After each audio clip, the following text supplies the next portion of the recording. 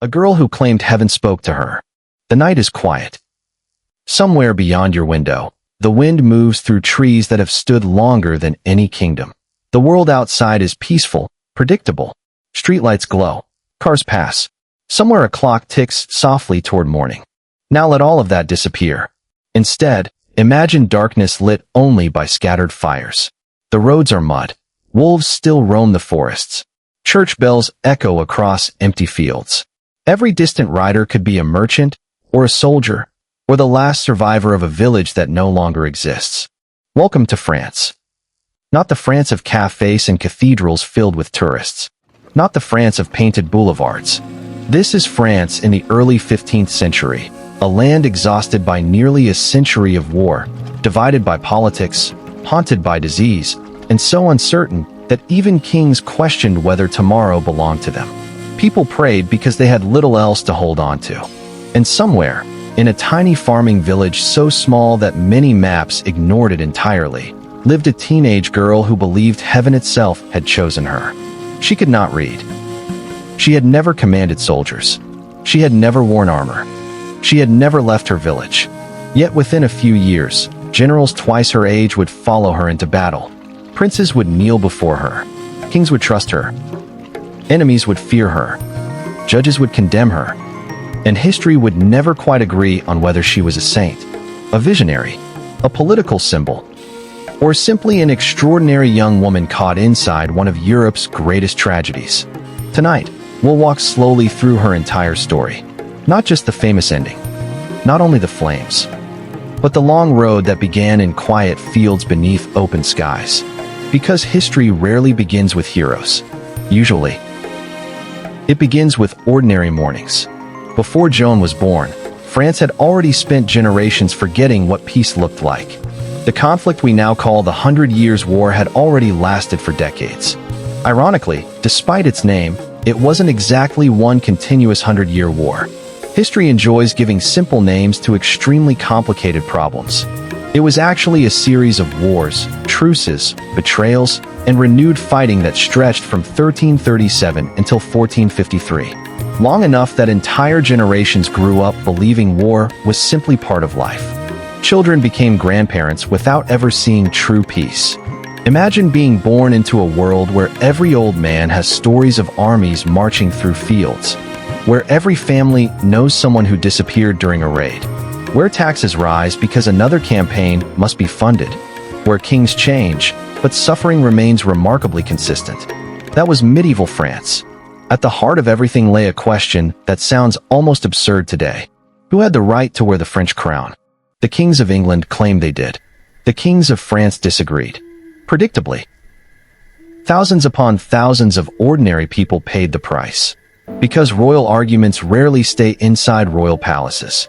They spill outward, into farms, into villages, into kitchens, into lives that never asked to become part of history. The English armies proved devastating. Their longbowmen shattered the confidence of heavily armored French knights. Battles like Crécy, Poitiers, and Agincourt became disasters remembered for generations. French nobles charged heroically and died spectacularly. Because courage is admirable, it is not always an effective military strategy, especially when arrows arrive by the thousands. The English victories did more than win territory. They damaged something harder to repair: confidence. People began wondering whether God favored England. In the medieval mind, victory often reflected divine approval. Lose enough battles, and eventually people begin questioning heaven itself. By the beginning of the 15th century, France was barely holding together. King Charles VI ruled in name. Reality proved more complicated. Charles suffered repeated episodes of severe mental illness. Sometimes he failed to recognize members of his own family. Sometimes he believed he was made of glass. Imagine trying to govern a kingdom while sincerely worrying someone might accidentally shatter you. History can be heartbreaking. It can also be strangely surreal. During his clearer moments, Charles remained king. During darker periods, powerful nobles ruled in his place. Power attracts ambition. Ambition attracts rivals. Soon France divided not only against England, but against itself. Two great factions emerged: the Armagnacs and the Burgundians. Each claimed loyalty to France. Each hated the other almost as much as they hated England. Civil war layered itself atop international war, as if one catastrophe simply wasn't enough. Villages burned. Cities switched sides. Old alliances dissolved. Trust became rare. Mercy became rarer. Meanwhile, ordinary peasants continued planting wheat, milking cows, repairing roofs, trying desperately to survive another winter. History often remembers kings, but kingdoms survive because anonymous people continue baking bread despite everything.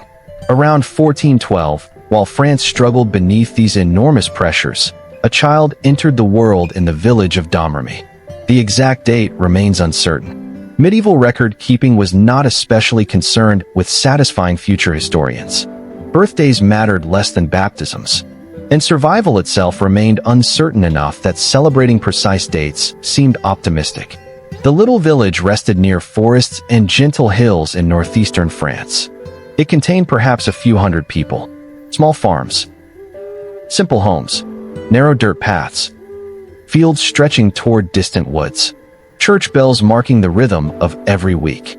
The seasons determined nearly everything: spring planting, summer labor, autumn harvest, winter endurance.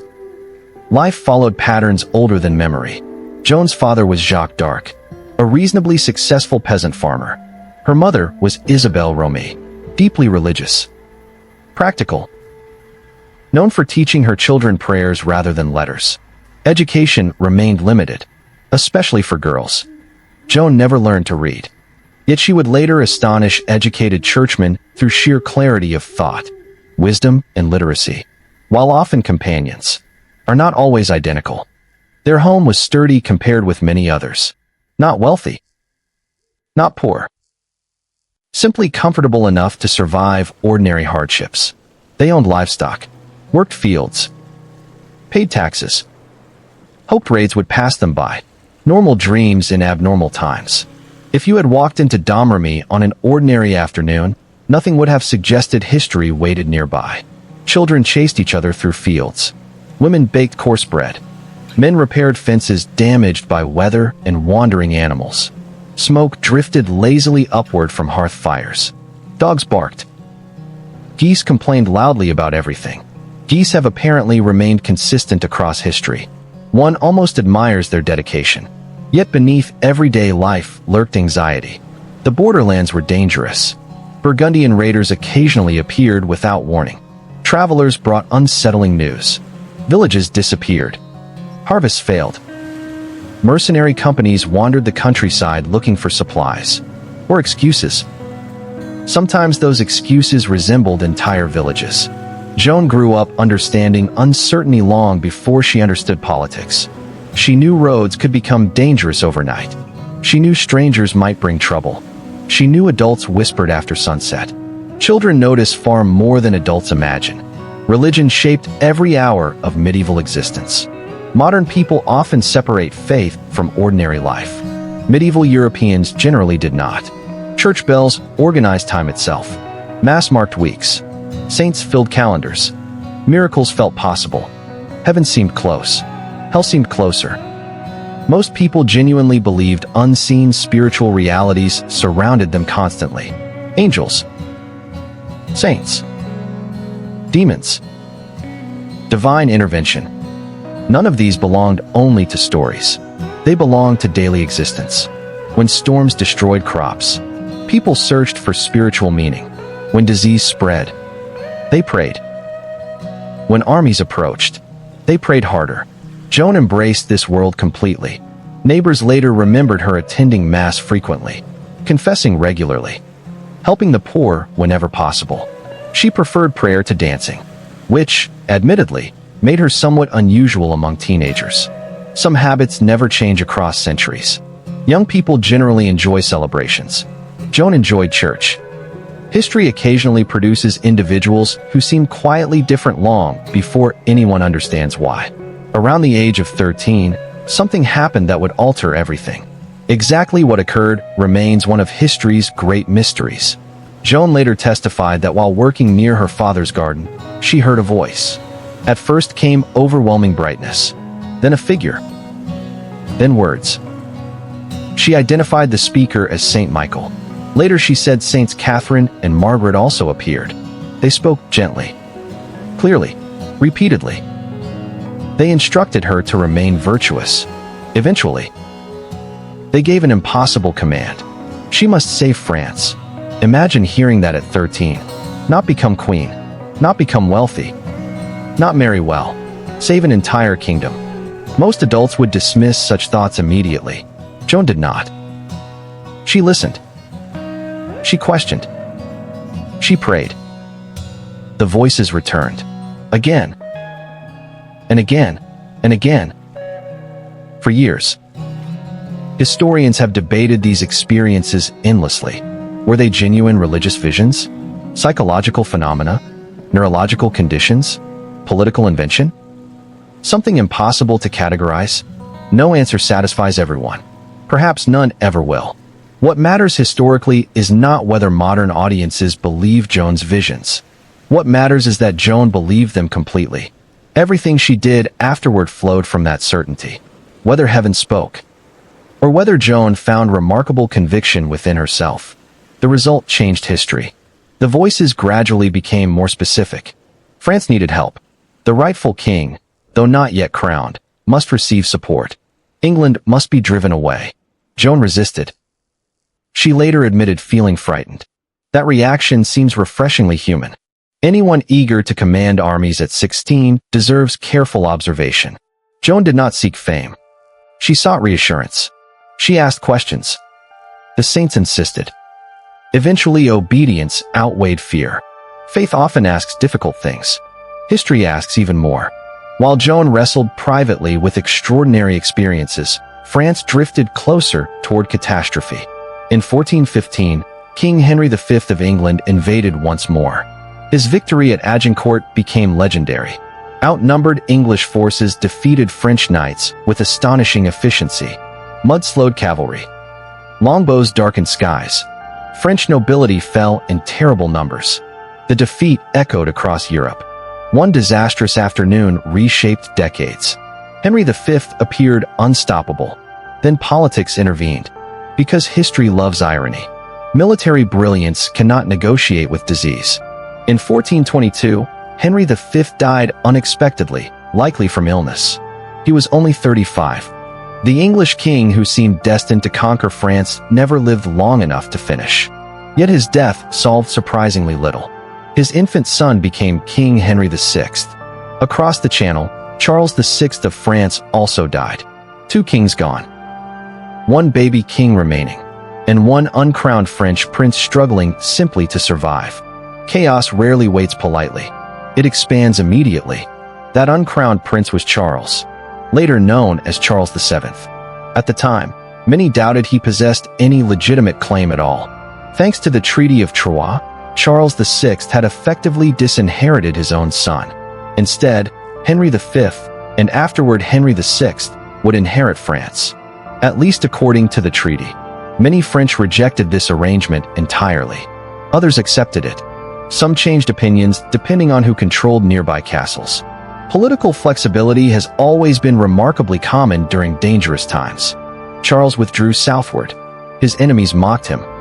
Instead of calling him king, they called him merely the Dauphin, the heir, never the ruler. He lacked money. He lacked authority. He lacked confidence. Some wondered whether France itself might simply disappear. Meanwhile, in Domrémy, a teenage peasant girl believed heaven had selected her to restore everything. Not exactly the candidate one might expect.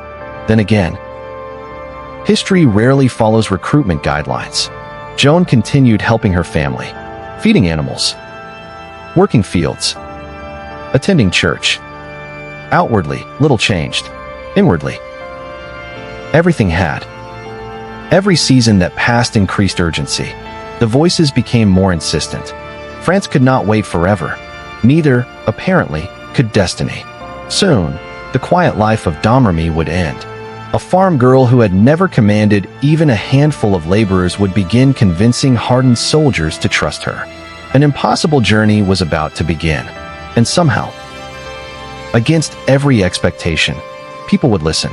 For now, though, the village sleeps. The fields rest beneath moonlight. Somewhere a church bell marks another passing hour. No one yet knows that history is quietly breathing beside them. A shepherd may be watching stars. A mother rocks a child beside fading embers. A farmer worries about tomorrow's weather. And one teenage girl kneels in silent prayer, believing that heaven has asked the impossible. The road to Orléans, to Reims, to Rouen, and ultimately to immortality, has not yet begun. But the first footsteps are already forming in the darkness. The voices grow louder. Morning arrived in Domrémy the same way it always had. Mist drifted across the fields before sunrise. Dew clung to blades of grass. Chickens announced the dawn with far more confidence than accuracy. Smoke curled from thatched cottages as families stirred from sleep, preparing for another day that would look remarkably like the one before. For Joan, life still revolved around ordinary tasks. Water had to be carried. Animals had to be fed. Bread had to be baked. Wood had to be gathered before winter reminded everyone why forests mattered. History often gives the impression that extraordinary people live extraordinary lives from the very beginning. They usually do not. Most heroes spend far more time carrying buckets than wielding swords. Joan certainly did. If a traveler had wandered through the village during these years, nothing would have distinguished her from dozens of other young women. She wore simple homespun clothing. Her hands were rough from work. Her shoes collected the same mud as everyone else's. She laughed. She worried. She prayed. And every so often, she stopped what she was doing because she believed voices from heaven had begun speaking once again. The voices were no longer offering gentle encouragement. Their message had sharpened. France was dying. The Dauphin needed her. She must leave home. It is difficult for modern audiences to appreciate how impossible that command truly sounded. Travel itself was dangerous. A young woman journeying alone across a kingdom torn apart by war bordered on madness. Roads belonged to merchants during peaceful years.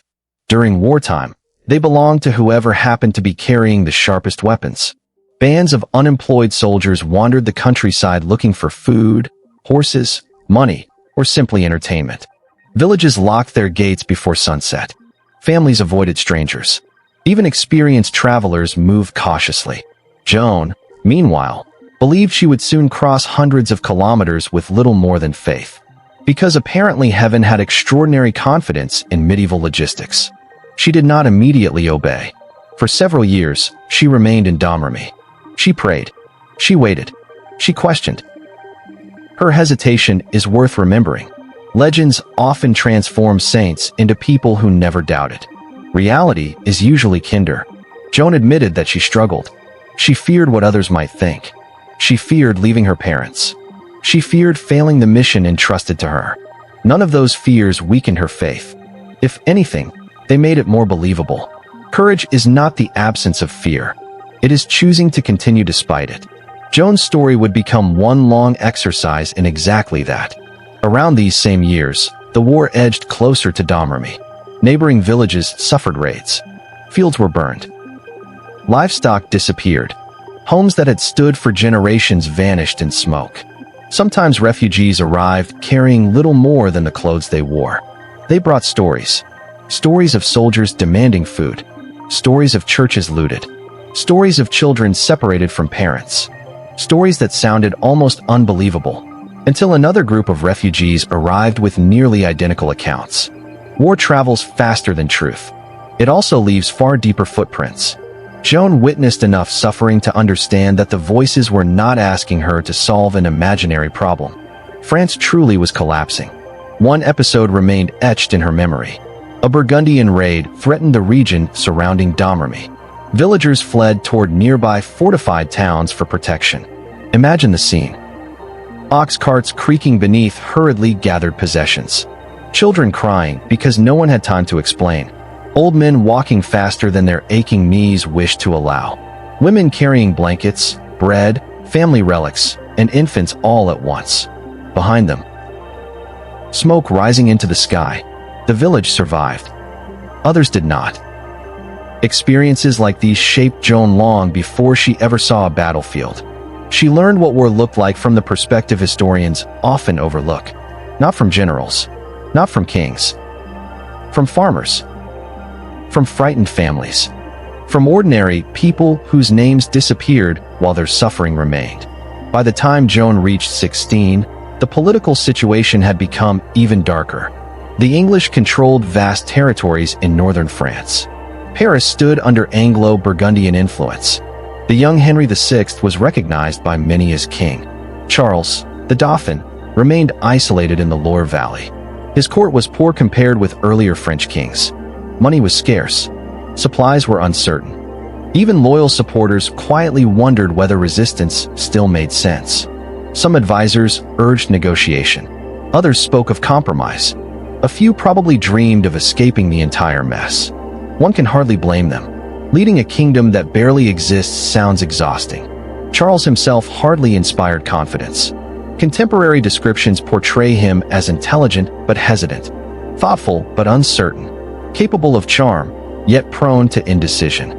He lacked the commanding presence associated with legendary rulers.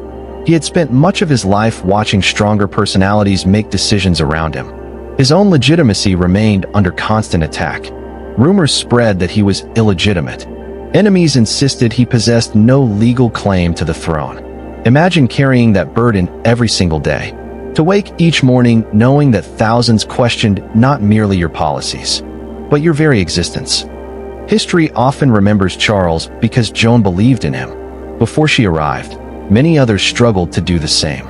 Meanwhile, Joan's conviction only grew stronger. The saints became increasingly specific. She must go first to a nearby fortress at Vaucouleurs. There she would find Robert de Baudricourt, the local military commander. He would help her reach Charles. This instruction sounded almost laughably optimistic. Robert was an experienced soldier, a practical man. He spent his days organizing defenses and dealing with military realities. The idea that he would gladly assist an illiterate teenage peasant claiming conversations with saints. Well, let us simply say heaven occasionally displays remarkable optimism about human reactions. Finally, sometime in 1428, Joan decided she could wait no longer. She left home and traveled to Vaucouleurs. The journey itself was short. The consequences would echo across centuries. Imagine her arrival. A dusty fortress. Stone walls weathered by years of conflict. Guards accustomed to suspicious strangers. Merchants. Messengers. Soldiers cleaning weapons. Blacksmiths hammering glowing iron. Into this thoroughly practical military environment walked a teenage village girl carrying no sword, only certainty. She requested an audience with Robert de Baudricourt. One imagines the guards exchanged amused glances. It probably sounded like the beginning of an excellent joke. Unfortunately for them, history had already started listening. Robert received her. Accounts differ regarding the exact conversation, but the overall result remains wonderfully straightforward. He dismissed her entirely. Go home, he reportedly advised. Return to your parents. Forget these visions. A perfectly reasonable response. From his perspective, an inexperienced peasant girl claimed divine authority to rescue France. Military commanders generally prefer plans involving supplies, or soldiers, or maps. Not celestial conversations. Robert likely believed he had solved the matter. He had not. Joan returned home. But she did not abandon her mission. The voices remained. So did her determination. Over the following months, conditions deteriorated even further. Then came the event that transformed desperation into crisis. The English laid siege to Orléans. Orléans was no ordinary town. It guarded the Loire River. Strategically, it functioned like a gateway into southern France. If Orléans fell, the remaining territories loyal to Charles might collapse soon afterward. The siege began in October 1428. English forces surrounded much of the city, constructing fortified positions designed to choke supplies and isolate defenders. Inside the walls, soldiers and civilians prepared for a long ordeal. Food became precious. Hope became even more valuable. Outside, the English appeared confident. Many believed victory was only a matter of time. News spread rapidly. Travelers carried rumors from market to market. Priests repeated reports after Mass. Merchants discussed military developments while measuring grain. Everywhere people asked the same question: who could possibly save Orleans? Most answers involved armies, experienced commanders, foreign allies. Better strategy. No one suggested a teenage farm girl from Domrémy, except one teenage farm girl from Domrémy. Joan later insisted that the voices had foretold the siege. Now they commanded immediate action. There was no more waiting. No more hesitation. No more wondering whether someone else might accomplish the task. Sometimes history corners people until only one path remains. She returned to Vaucouleurs. Again. Imagine Robert's reaction. "Oh, you're back." Medieval commanders probably possessed fewer opportunities for awkward conversations than modern office workers. This surely ranked among them. Once again, Joan demanded assistance. Once again, she insisted that God wished her to reach Charles. Once again, Robert hesitated. Yet something had begun changing. Not necessarily his beliefs. Rather, the atmosphere surrounding Joan. People started talking. Her confidence impressed observers. She neither shouted nor argued endlessly. She simply spoke with remarkable certainty. She predicted military developments. She maintained unwavering composure. Some laughed. Others stopped laughing. One story especially influenced opinion. Joan reportedly announced that French forces had suffered a serious defeat near Orleans before official news reached Vaucouleurs. Days later, confirmation arrived.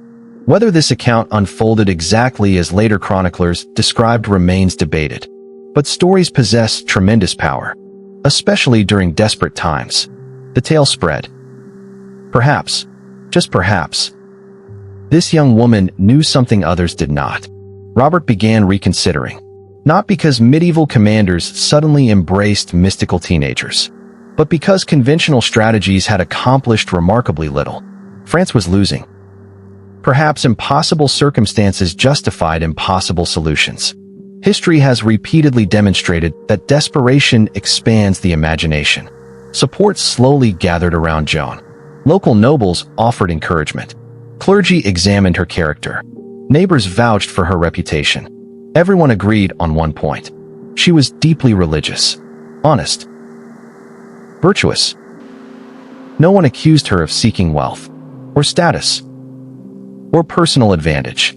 She appeared sincerely convinced that God had entrusted her with a mission. Whether others believed that mission came from heaven remained another matter entirely. But they increasingly believed that Joan believed it. And conviction can become surprisingly contagious. Robert finally relented. It was not an enthusiastic surrender, more a cautious experiment. If Joan truly possessed divine guidance, wonderful. If not, well, France was already in terrible condition. One more unusual plan seemed unlikely to make matters significantly worse. Preparations began. Joan would travel to the Dauphin. The journey covered nearly 300 miles through hostile territory. Winter lingered across the countryside. Enemy patrols controlled many roads. Capture remained a constant possibility. Failure appeared almost inevitable. Still, she prepared to leave. Practical considerations immediately emerged. Joan needed suitable clothing. Traveling as a young woman through active war zones invited enormous danger. She therefore adopted male clothing. A tunic, hose, boots, later, armor. This decision would eventually become one of the charges used against her during her trial. Yet in practical terms, it made perfect sense. Men's clothing proved safer for riding horses over long distances. It also offered greater protection against assault. History has often condemned women for choosing practicality over convention. Joan would experience that lesson more severely than most. She also cut her hair short. Simple. Functional. Easy to maintain beneath helmets. Another symbolic step away from ordinary village life.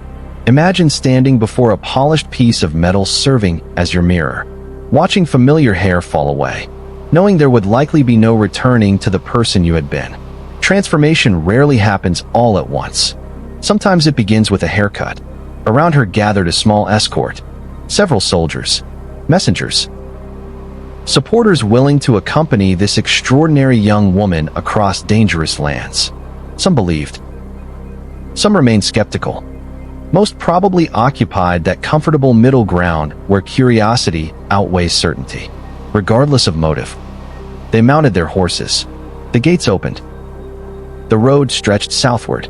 Behind Joan lay Domrémy. Childhood. Family. The fields where she first heard mysterious voices. Ahead waited Charles. Orléans. War. Triumph. Capture. Fire. Immortality. Though none of them, not even Joan herself, could yet see the full shape of the road, only that it had begun. The cold February wind swept across the countryside as the small company disappeared into the distance. France still slept uneasily beneath the shadow of war. But somewhere along those frozen roads rode a 17-year-old girl who believed heaven had finally said, "It is time." And for the first time, history began riding beside her, the road to Chinon. The journey began beneath a gray February sky. Winter had not yet released France from its grip. Frost still clung stubbornly to the fields each morning, and the forests stood bare like enormous skeletons stretching toward heaven. The roads were little more than muddy ribbons winding through a kingdom that had almost forgotten what peace felt like. Joan mounted her horse. She had ridden before, like many people raised in rural communities, but never on a journey like this. Never with the weight of an entire kingdom resting invisibly upon her shoulders. Behind her stood Vaucouleurs. Ahead lay Chinon, where the uncrowned Dauphin Charles waited, though he did not yet know he was waiting. The distance was nearly 300 miles. Today, it might sound like a long road trip. In 1429, it was a dangerous expedition through hostile territory where one wrong turn could end not merely the mission, but every life traveling alongside her. Her escort numbered only a handful of men. Jean de Metz, Bertrand de Poulengy, a few servants, several soldiers. None of them could have imagined that future generations would study this journey with almost mythical fascination. At the time, they were simply trying not to be killed. An admirable short-term objective. Travel in medieval Europe required constant awareness. Roads passed through forests where robbers waited patiently. Bridges were guarded by local lords who demanded tolls. Villages often locked their gates before sunset, forcing late travelers to seek shelter wherever they could.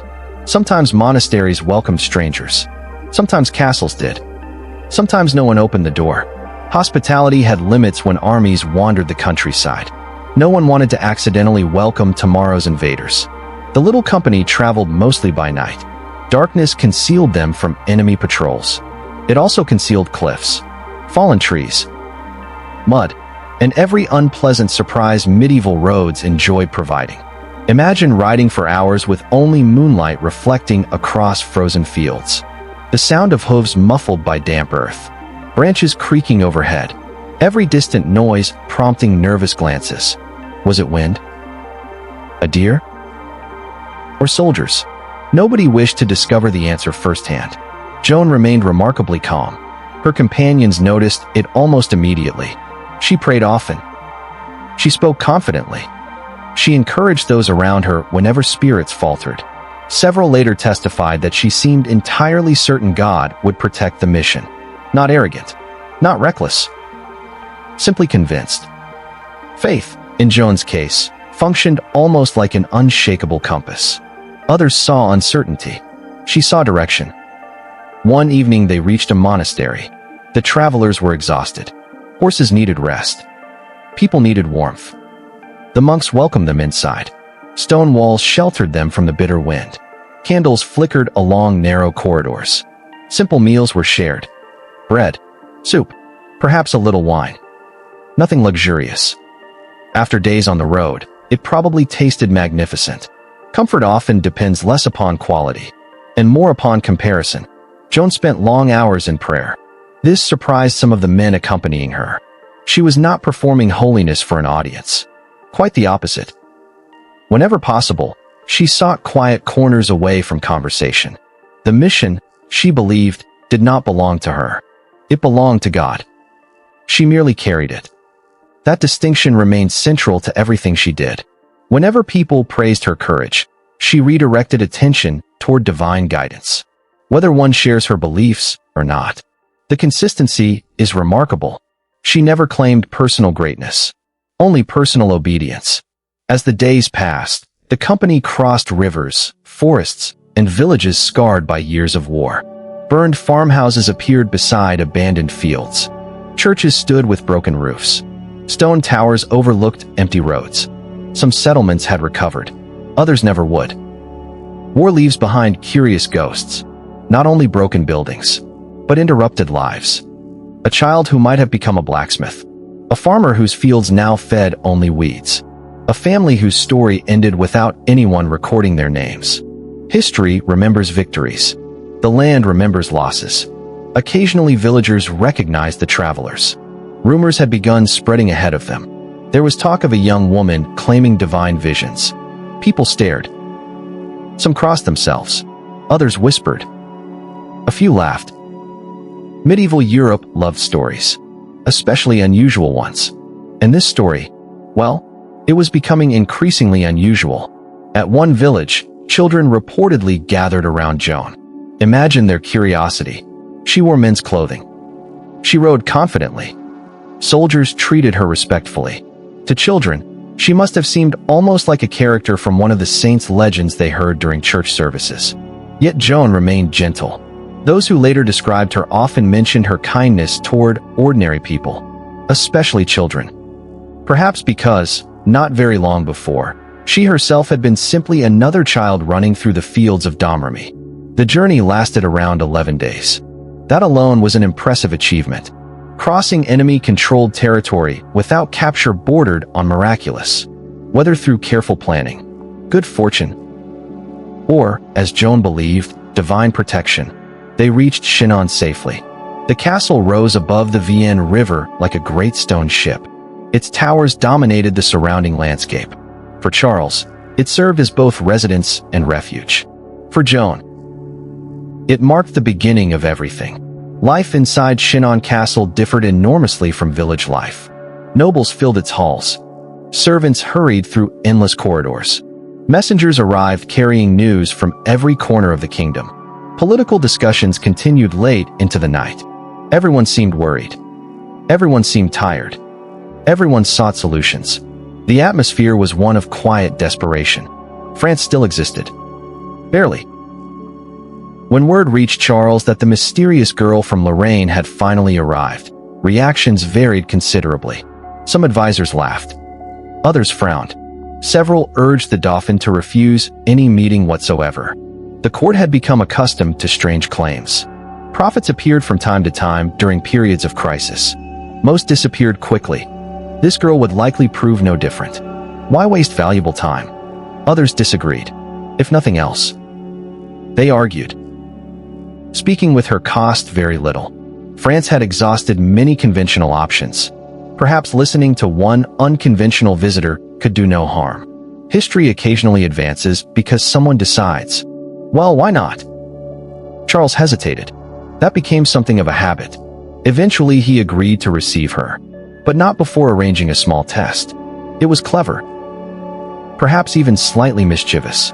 He instructed another nobleman to dress in royal clothing and stand prominently in the Great Hall. Charles himself blended quietly among the assembled courtiers. If Joan truly possessed divine guidance, surely she would recognize the real Dauphin. If she approached the wrong man, the audience could end almost immediately. The Great Hall filled with courtiers. Candles illuminated polished armor. Colorful banners hung from stone walls. Nobles watched with varying degrees of amusement and skepticism. Then Joan entered. Imagine the moment. A 17-year-old peasant girl walking into one of the most important courts in France, surrounded by men who had spent lifetimes navigating politics. Many descended from ancient noble families. Many possessed military experience older than Joan herself. They expected confusion, embarrassment, failure. Instead, she looked calmly around the room. She ignored the magnificently dressed decoy. She walked directly through the crowd, straight toward Charles, who wore no crown, no elaborate robes, nothing identifying him as ruler. She knelt. "My noble Dauphin." Silence.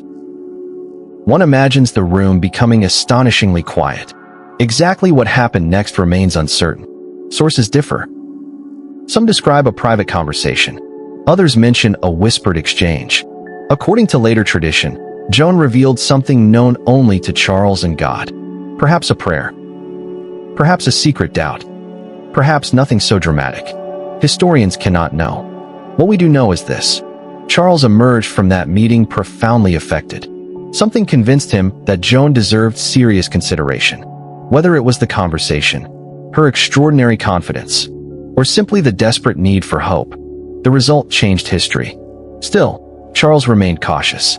One successful audience did not justify handing armies to teenage visionaries. Prudence demanded investigation. Joan was sent to Poitiers.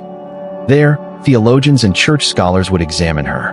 Not merely her beliefs, but her character, her orthodoxy, her sanity. If she claimed divine inspiration, the church intended to ask difficult questions. Very difficult questions. After all, medieval Europe had witnessed false prophets before. No responsible ruler wanted another. The examination lasted several weeks. Doctors of theology questioned Joan extensively. Where did the voices come from? What exactly did they say?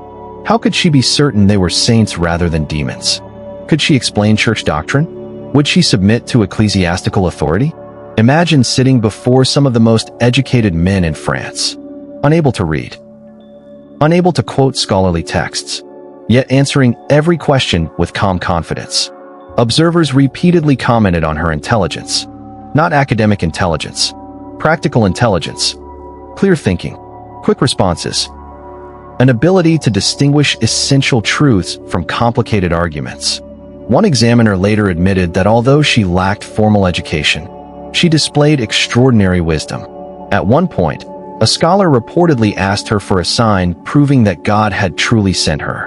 Joan answered simply, "In God's name, I have not come to Poitiers to give signs. Take me to Orléans. There I shall show you the sign for which I am sent." It was an astonishing reply. She refused theatrical demonstrations. She offered results instead. Victory would be her evidence. Not clever speeches. Not miracles performed on command. Success. History has always appreciated confidence. It has also punished it severely when misplaced. The theologians reached a careful conclusion. They could not declare Joan unquestionably inspired. That lay beyond human authority. Neither, however, could they find evidence of deception. She appeared sincere, faithful, morally upright. No heresy emerged. No scandal. No obvious falsehood. Their recommendation proved surprisingly practical, since France faced desperate circumstances, and since Joan displayed genuine piety. Allowing her to proceed seemed reasonable. If God truly worked through her, wonderful. If not, events would reveal the truth. Sometimes, even medieval scholars recognize that history itself becomes the final examination. Charles accepted their advice. The decision would astonish Europe. A peasant girl, 17 years old, illiterate, now officially attached to the royal cause. Preparations began immediately. Armor was commissioned. A banner would be made. Supplies gathered. An escort assembled. Soon, Joan would ride toward Orléans, not as a curious visitor, not as a wandering visionary, but as the chosen representative of the Dauphin himself. The road from Domrémy had ended. The road into legend was about to begin. The Maid of France. Spring was slowly returning to France. The first green shoots pushed through soil that had been frozen only weeks before. Birds cautiously resumed their morning songs, as though testing whether winter had truly surrendered.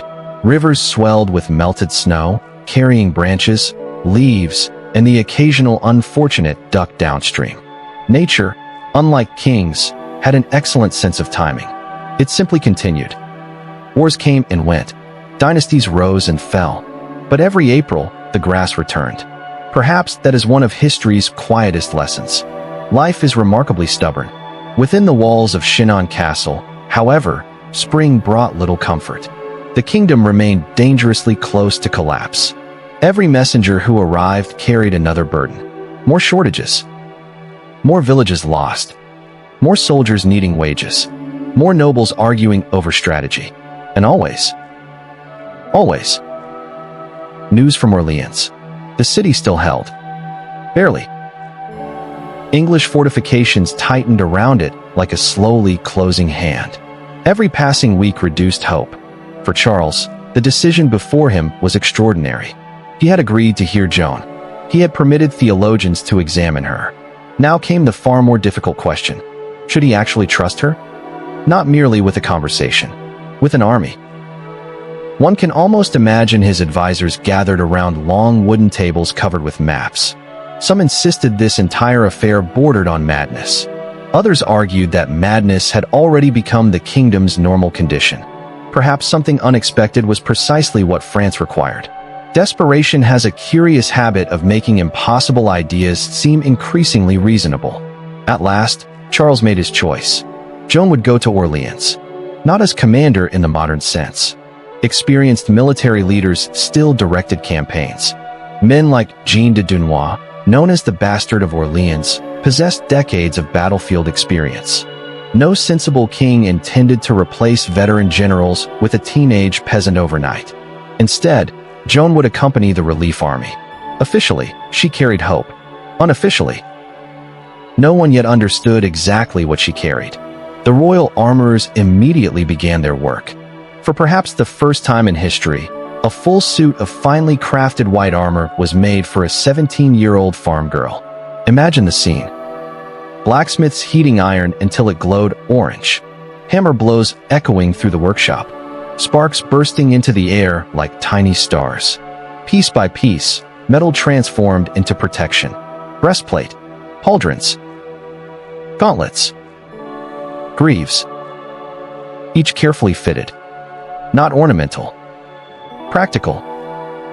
Heavy enough to stop blades. Light enough for riding. Joan had never owned anything remotely like it. The daughter of Jacques d'Arc suddenly wore equipment fit for nobility. History has a remarkable sense of costume changes. Contemporary witnesses later described the armor as bright and beautifully polished. When sunlight struck its surface, it reflected almost brilliantly. There was practical value in that. A shining figure could be seen across chaotic battlefields. Soldiers searching for Joan would have little difficulty finding her. The effect must have been unforgettable. Most warriors wore armor darkened by years of use. Joan's gleamed like fresh silver. Not because she sought grandeur, but because everything about her journey was beginning for the first time. She also received a sword. Curiously, it was not simply chosen from the royal armory. Joan claimed that one of her voices instructed her to retrieve an ancient sword hidden behind the altar of the Church of St. Catherine de Fierbois. The request sounded unusual. Then again, by now, unusual requests had become rather expected. Messengers traveled to the church. Behind the altar, they reportedly discovered an old sword exactly where Joan had described. Whether the story unfolded precisely this way remains debated. Medieval chronicles often blend history with legend until separating them becomes nearly impossible. Still, the tale spread rapidly. People wanted miracles. History sometimes gives them stories instead. Far more important to Joan than any sword was her banner. She insisted upon carrying it into battle.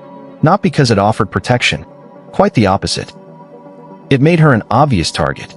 The banner was white. Upon it appeared Christ in majesty, flanked by angels. The names Jesus and Mary were embroidered prominently. Fleur-de-lis decorated its surface. To modern military minds, carrying a large flag while enemy archers searched for leaders sounds optimistic. To Joan, the banner symbolized the mission itself.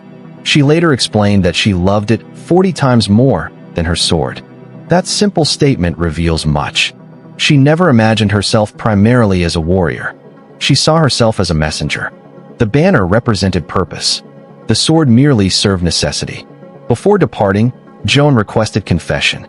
Then she asked the soldiers around her to do the same. This surprised many seasoned veterans. Medieval armies often resembled traveling cities. Merchants, blacksmiths, camp followers, gamblers, Drinking. Arguments. Occasionally, actual military planning. Joan sought to change that atmosphere. She discouraged swearing. She condemned looting.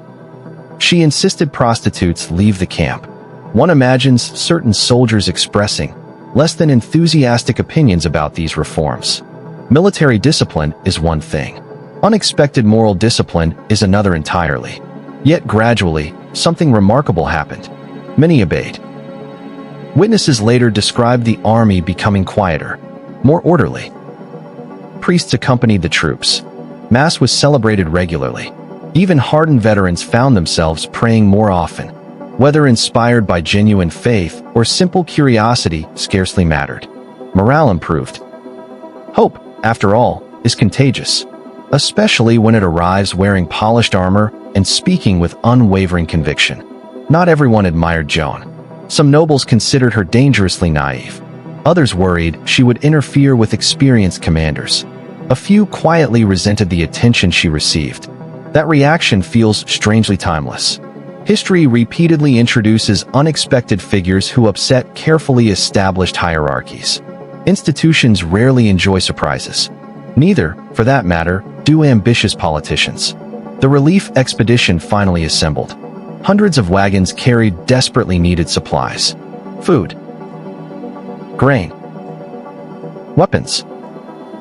Arrows. Livestock. Everything Orleans required to survive. Several thousand soldiers accompanied the convoy. The road stretched westward. Somewhere beyond the horizon waited an English army convinced victory was inevitable. Neither side fully understood that history itself had begun moving toward the city. The journey proceeded cautiously. English patrols roamed nearby. Commanders debated routes constantly. Should they approach from the north? The south? Attempt a direct breakthrough? Avoid battle altogether? Military decisions rarely appear simple while they are happening. Maps provide clarity only afterward. Those living through events experience confusion. Joan, however, displayed astonishing confidence. Repeatedly, she urged commanders to act boldly. Move quickly. Trust God. Reach the city.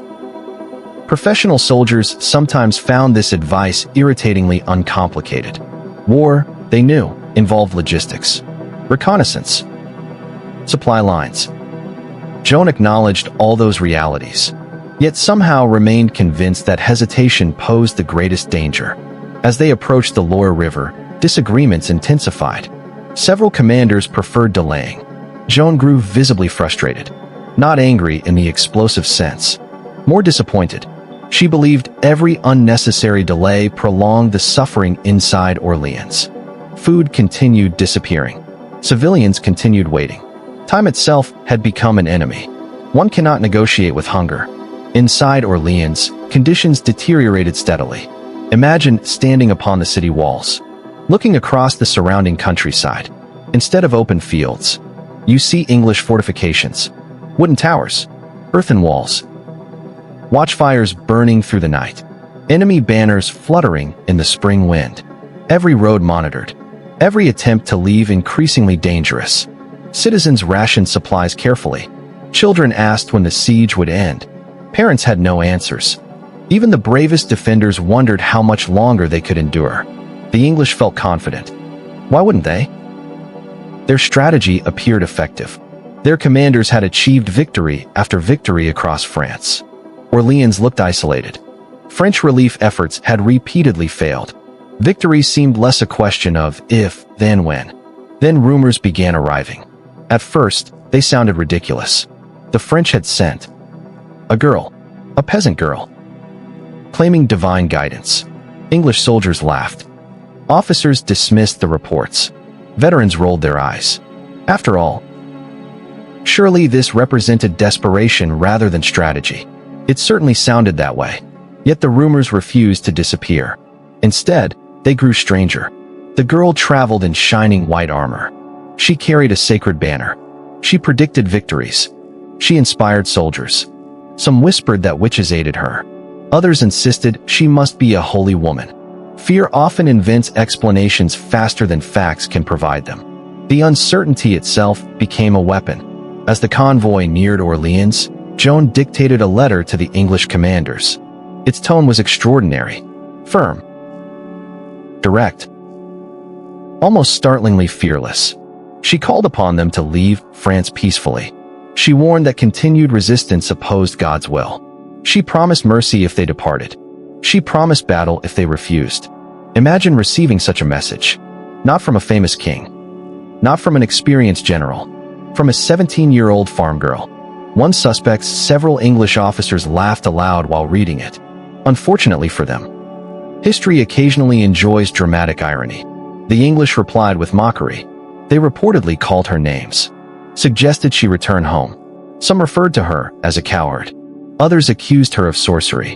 One commander supposedly advised that she should go back to tending cattle. An understandable insult. Except, Joan had never actually been a coward. History sometimes preserves insults more carefully than accuracy. The relief force finally reached the Loire. Night settled across the river. Torches flickered. Boats waited quietly along the banks. Crossing had to be completed carefully. English positions remained nearby. A single mistake could expose the entire operation.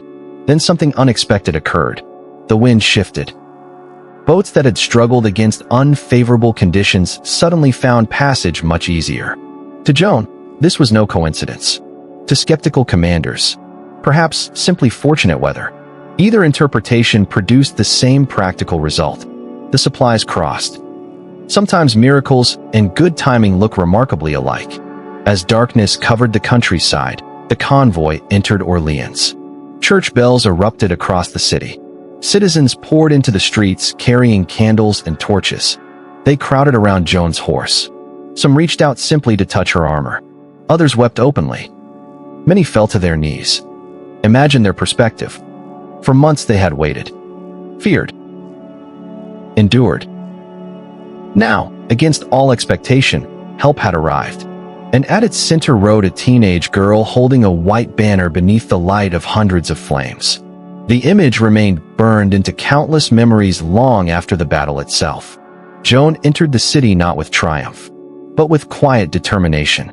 She had not come merely to encourage. She had come to break the siege. Outside the walls, thousands of English soldiers still waited. Strong fortifications still surrounded Orléans. The hardest days had not yet begun. But for the first time in many months, hope had crossed the river. And sometimes, hope is the first breach in any fortress. The Siege of Orléans. Night settled gently over Orléans. The streets that had erupted in celebration only hours earlier slowly grew quiet. Candles burned behind wooden shutters. The smell of fresh bread mixed with smoke from countless fireplaces.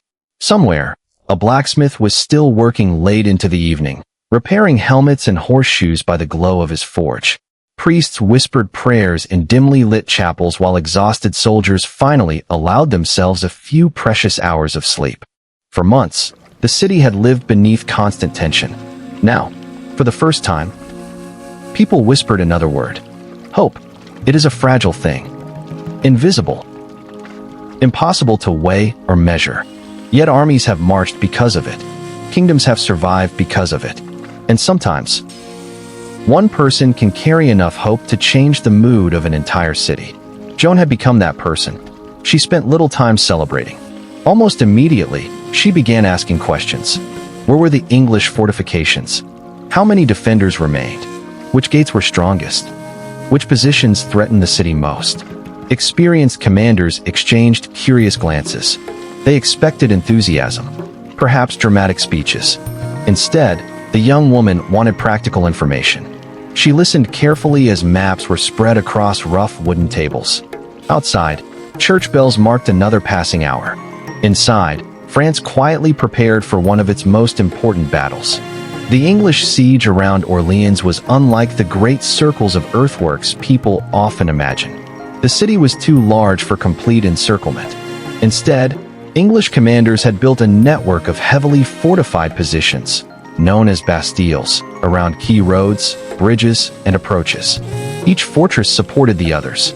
Wooden palisades, deep ditches, watchtowers, archers, cannons. Thousands of seasoned soldiers. It resembled a tightening chain.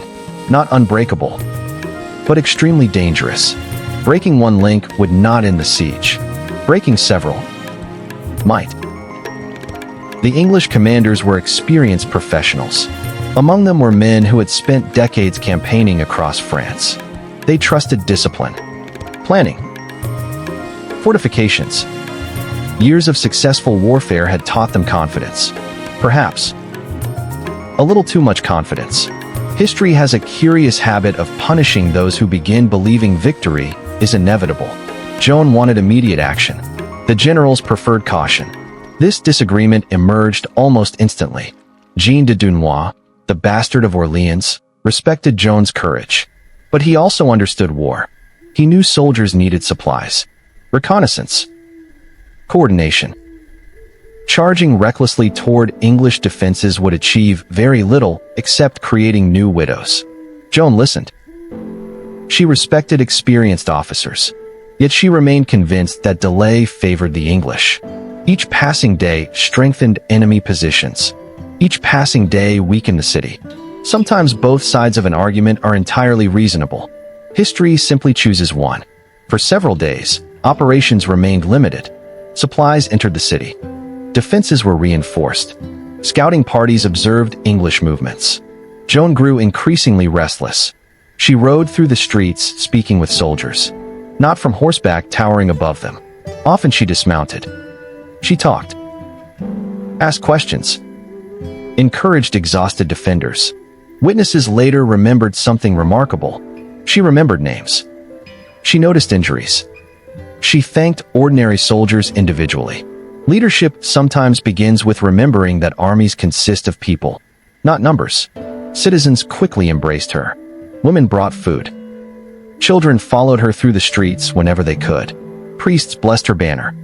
Old men removed their hats as she passed. Many genuinely believed God had answered their prayers, whether because of miracles or morale, or both. Something had undeniably changed. The atmosphere felt different. Hope does not guarantee victory, but hopelessness almost guarantees defeat.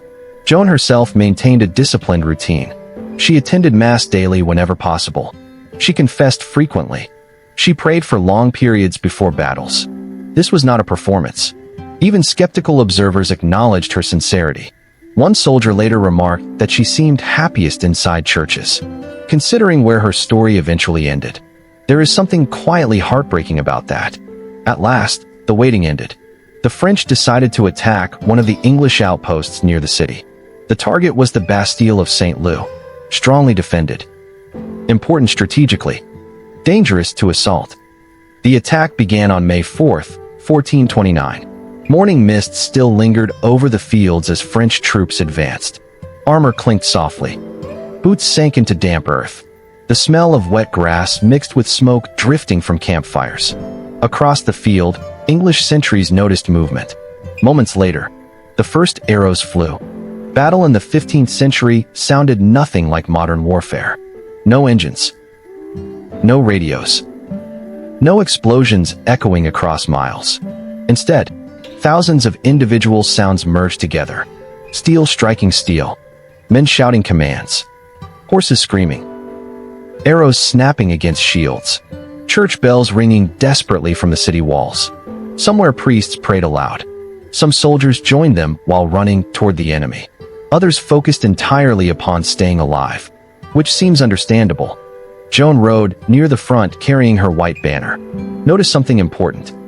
Contemporary witnesses repeatedly stated that she did not spend the battle cutting enemies down like the heroine of an action film. That image belongs mostly to later legends. Instead, she inspired. She directed. She encouraged. Her banner became the rallying point. Where soldiers saw the banner, they knew the attack continued. They knew someone still believed victory possible. Sometimes symbols matter as much as swords. The fighting intensified. English archers unleashed volley after volley. French troops struggled against defensive walls. Hours passed. Casualties mounted. At several moments, the assault threatened to stall. Joan refused to retreat. Again and again, she urged soldiers forward. Her voice carried above the chaos. Not through magical power, simply through astonishing determination. Imagine seeing someone who showed absolutely no fear while arrows fell around her. Courage spreads. So does panic. Leaders choose which one travels faster. Eventually, French troops forced their way inside St. Lô. The defenders resisted fiercely. Close combat followed. Confused. Brutal. Exhausting. When it finally ended, the Bastille belonged to France. The first major victory. Not enormous strategically, but psychologically. It was priceless. For months, the English had seemed unstoppable. Now one of their fortifications had fallen. The myth of invincibility had cracked. That evening, Orléans celebrated cautiously. The city still remained under siege. Many English positions remained intact, yet smiles appeared where despair had lived only days earlier. People shared what little food they possessed.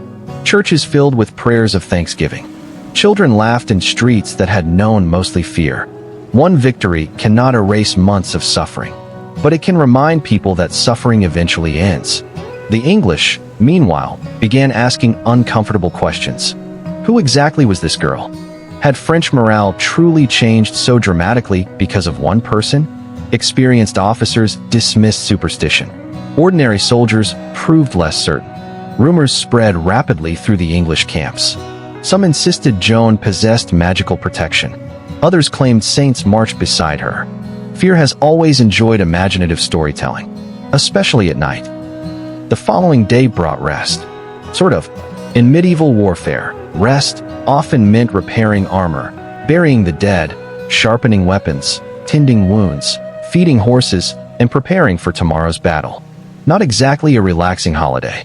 Joan spent much of the day visiting the wounded. French. Sometimes even English prisoners. Witnesses repeatedly described her compassion. She disliked bloodshed. She accepted war only because she believed it unavoidable. That distinction mattered deeply to her. May 6th dawned clear and cool. Another attack began. This time the French targeted additional English positions south of the Loire. The struggle proved even fiercer than before. Every fortress had to be taken individually. Each represented another obstacle. Another wall. Another ditch. Another deadly climb beneath enemy arrows. Military victories often appear swift in history books. Reality unfolds one exhausting hour at a time. Joan remained constantly visible. Her brilliant white armor reflected the morning sunlight. Her banner fluttered above advancing troops. Soldiers later admitted that whenever they saw the banner still standing, they found strength to continue. One veteran remarked that he feared losing sight of the banner more than he feared English arrows. Leadership can become strangely physical. Sometimes courage has a location. As fighting raged, Joan repeatedly urged commanders not to waste momentum. Press forward. Continue attacking. Keep the English off balance. Some generals worried about casualties. Others worried about fatigue. Reasonable concerns. Joan acknowledged them, yet insisted the moment must not be lost. History occasionally opens doors only briefly. She believed this was one of those moments. Then came May 7th, the decisive day. The French prepared to assault the Tourelles. This massive English fortress guarded the bridge leading into Orléans. It represented the strongest position remaining. Take it, and the siege might collapse, fail, and everything accomplished so far could unravel. Morning sunlight broke through scattered clouds. The air smelled of damp wood and river water. Thousands of men prepared themselves. Some prayed. Some joked nervously. Some wrote hurried farewells. Everyone understood the importance of what lay ahead. Joan rode before the army carrying her banner high. She spoke simply. Trust God. Fight bravely. Do not fear. History has preserved many famous speeches. Most were probably shorter than later generations imagined. People preparing for battle rarely appreciate lengthy motivational lectures. They usually prefer clarity. Joan gave them exactly that. The assault began. And almost immediately, became a nightmare. English defenders fought desperately. Arrows darkened the sky. Crossbow bolts struck shields with heavy thuds. Stones crashed down from the walls. French ladders splintered. Men fell into ditches. The advance slowed, then nearly stopped. Hour after exhausting hour passed. Victory seemed increasingly distant. Sometime during the fighting, an English arrow struck Joan. It pierced her shoulder near the neck. She cried out in pain. For a moment, the battlefield seemed to pause. Soldiers watched in horror as the young woman they believed chosen by God collapsed. She was carried away from the fighting. Blood stained her armor. The wound hurt terribly. Even heroes discover that arrows remain remarkably indifferent to destiny. French morale faltered almost instantly. Some units began withdrawing. The attack appeared finished. English soldiers shouted triumphantly from the walls. Perhaps, they believed, the strange miracle had finally ended. Joan herself wept from pain while attendants treated the wound. She later admitted the injury frightened her. Again, refreshingly human. But after resting briefly, she stood. The arrow had been removed. The bleeding slowed. Ignoring protests from those around her, Joan mounted her horse once more. She rode back toward the battlefield. The afternoon sun hung low above the river. Smoke drifted across shattered earth. Exhausted soldiers looked up and saw the white banner returning. A roar spread through the French ranks. Not because the wound had vanished. It had not. Not because victory was certain. It was not. But because she had returned. Sometimes courage is simply getting back up where everyone can see you. Joan rode close to the walls and planted her banner near the defensive ditch. Forward, she called. Everything is yours. The effect was electric. French soldiers surged ahead with renewed determination. Fresh ladders reached the walls. The defenders, already exhausted after an entire day of combat, began to give ground. Within hours, the Tourelles fell. Its commander was dead. Its defenders scattered. The bridge belonged to France once again. That evening, the English commanders gathered in uneasy silence. For the first time in generations, their army had lost the initiative. The siege they believed inevitable had become impossible to sustain. The following morning, they withdrew, not in complete panic, not in utter collapse, but they withdrew. The Siege of Orléans, one of the defining moments of the 100 Years' War, was over, and the name of Joan of Arc had become known across all of Europe. The road to Reims. The morning after the English withdrawal felt almost unreal. For months, the people of Orléans had awakened to the sight of enemy banners fluttering beyond their walls. Now there were only empty fields. The watchfires had gone cold. The wooden fortifications that had once seemed permanent stood abandoned, their gates hanging open in the quiet morning air. A breeze drifted across the Loire, carrying with it the scent of damp earth and fresh grass instead of smoke. Church bells rang across the city, not in alarm, not in mourning, in celebration. For the first time in a very long while, they sounded almost joyful. Citizens poured into the streets. Children ran toward the abandoned English positions, eager to see the places that had frightened them for so many months. Merchants cautiously reopened shops that had nearly emptied their shelves.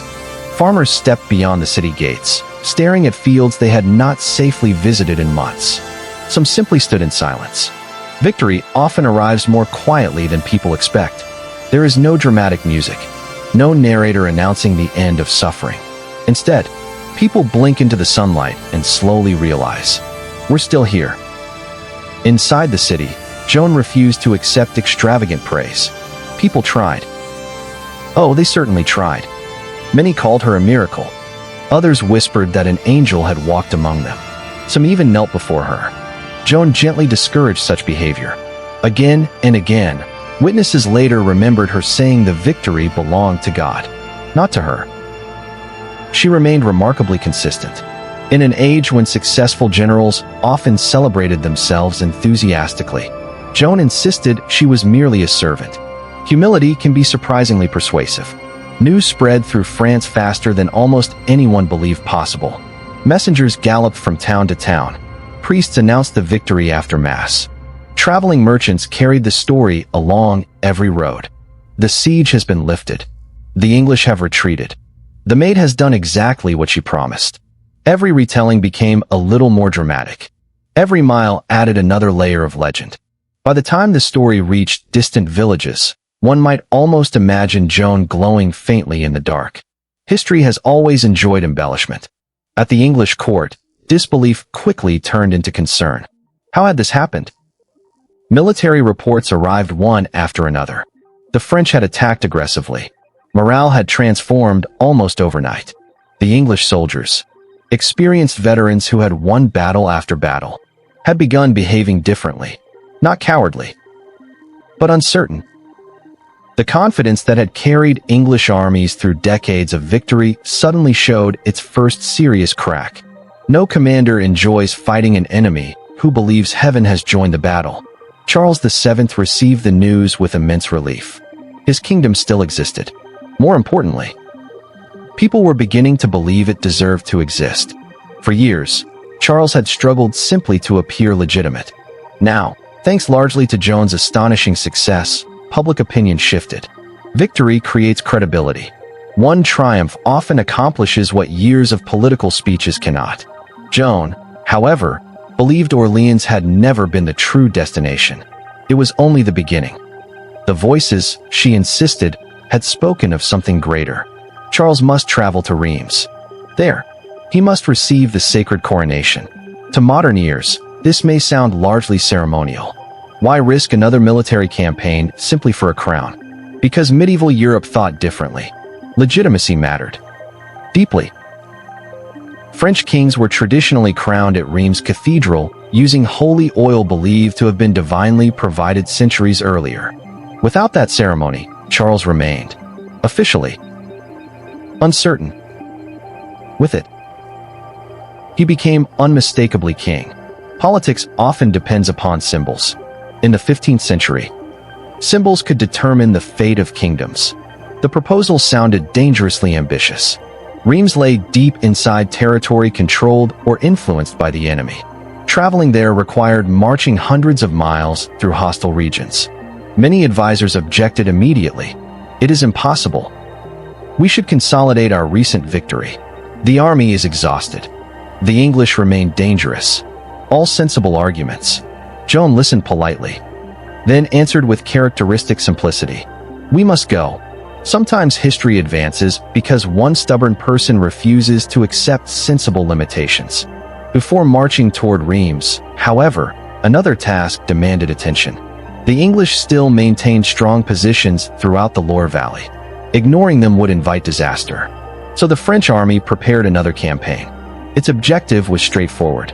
Clear the river. Destroy English field forces. Open the road north. Military planning sounds wonderfully neat on maps. Reality generally involves mud. The army left Orléans beneath warm May skies. This time, everything felt different. Only weeks earlier, many soldiers had marched with uncertainty. Now they marched with confidence. They had seen the impossible happen. They had watched English fortifications fall. They had witnessed Joan survive an arrow wound and return to battle carrying her banner. Faith had become experience. That distinction matters enormously. Joan rode near the front as always. Her white banner fluttered above the column. Villagers emerged from houses simply to watch the army pass. Some offered food. Others offered prayers. Children waved enthusiastically. Older people crossed themselves. Everywhere the same whispers followed. The Maid. The Maid of France. Titles have curious lives. Sometimes they appear almost accidentally, then remain forever. The first objective was Jargeau. The town stood under English control and guarded an important crossing. Its defenses were strong. Its commander, William de la Pole, Earl of Suffolk, possessed considerable experience. He did not underestimate the French. Unlike some earlier English officers, Suffolk understood that recent events required caution. Preparations for defense began immediately. The French arrived in early June. Cannons opened the battle. Artillery remained relatively primitive by modern standards. Loud. Unreliable. Often inaccurate. Yet psychologically devastating. Stone walls that had seemed eternal suddenly shook beneath repeated impacts.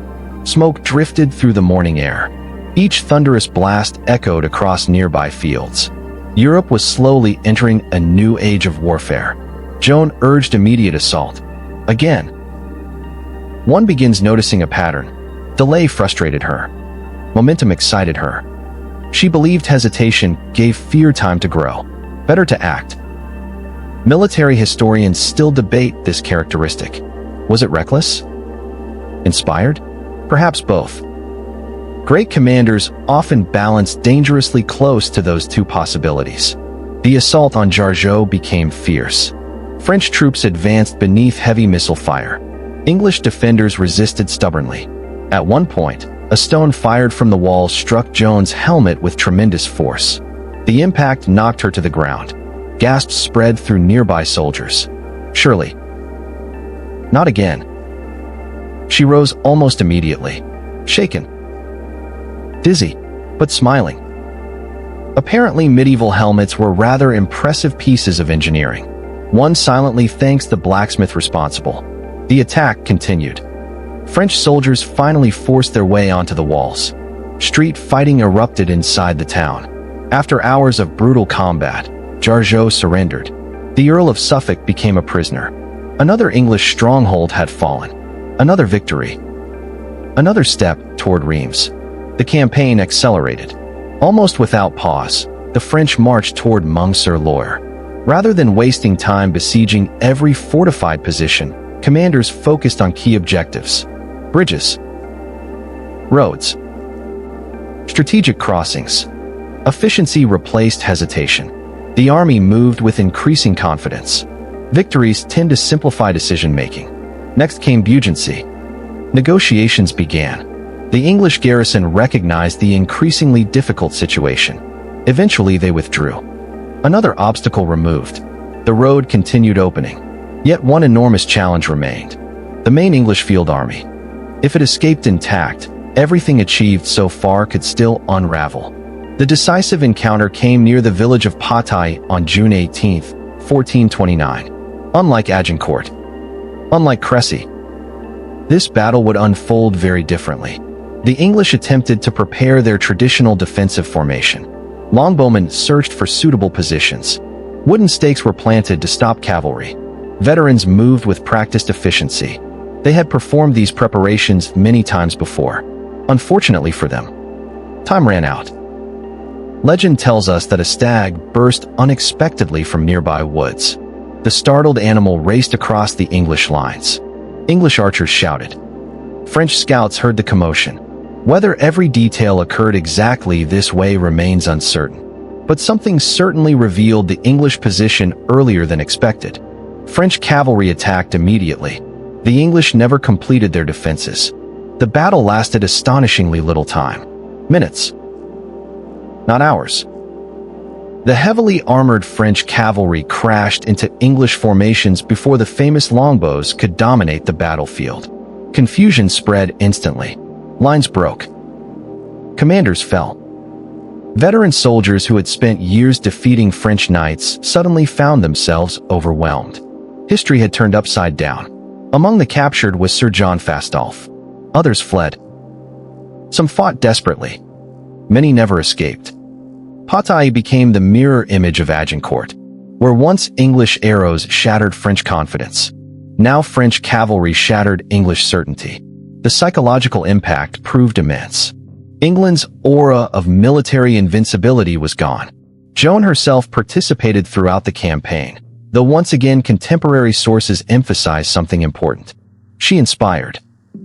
She encouraged. She carried her banner. She urged attacks. She comforted the wounded. She was not single-handedly defeating armies. That later legend obscures the remarkable truth. Leadership itself had become her greatest weapon. Sometimes belief changes battles more profoundly than blades. After Patay, celebrations spread across the French camp. Veteran soldiers embraced. Priests sang hymns of thanksgiving. Messengers rode toward Charles carrying astonishing news. The road north, the impossible road, had become possible. Joan immediately returned to her central objective. Now, she insisted, to Reims. Charles still hesitated. He always hesitated. The journey remained dangerous. Many towns between them and Reims still acknowledged English authority. Supplies remained limited. Political advisors continued offering cautious alternatives. Joan listened patiently.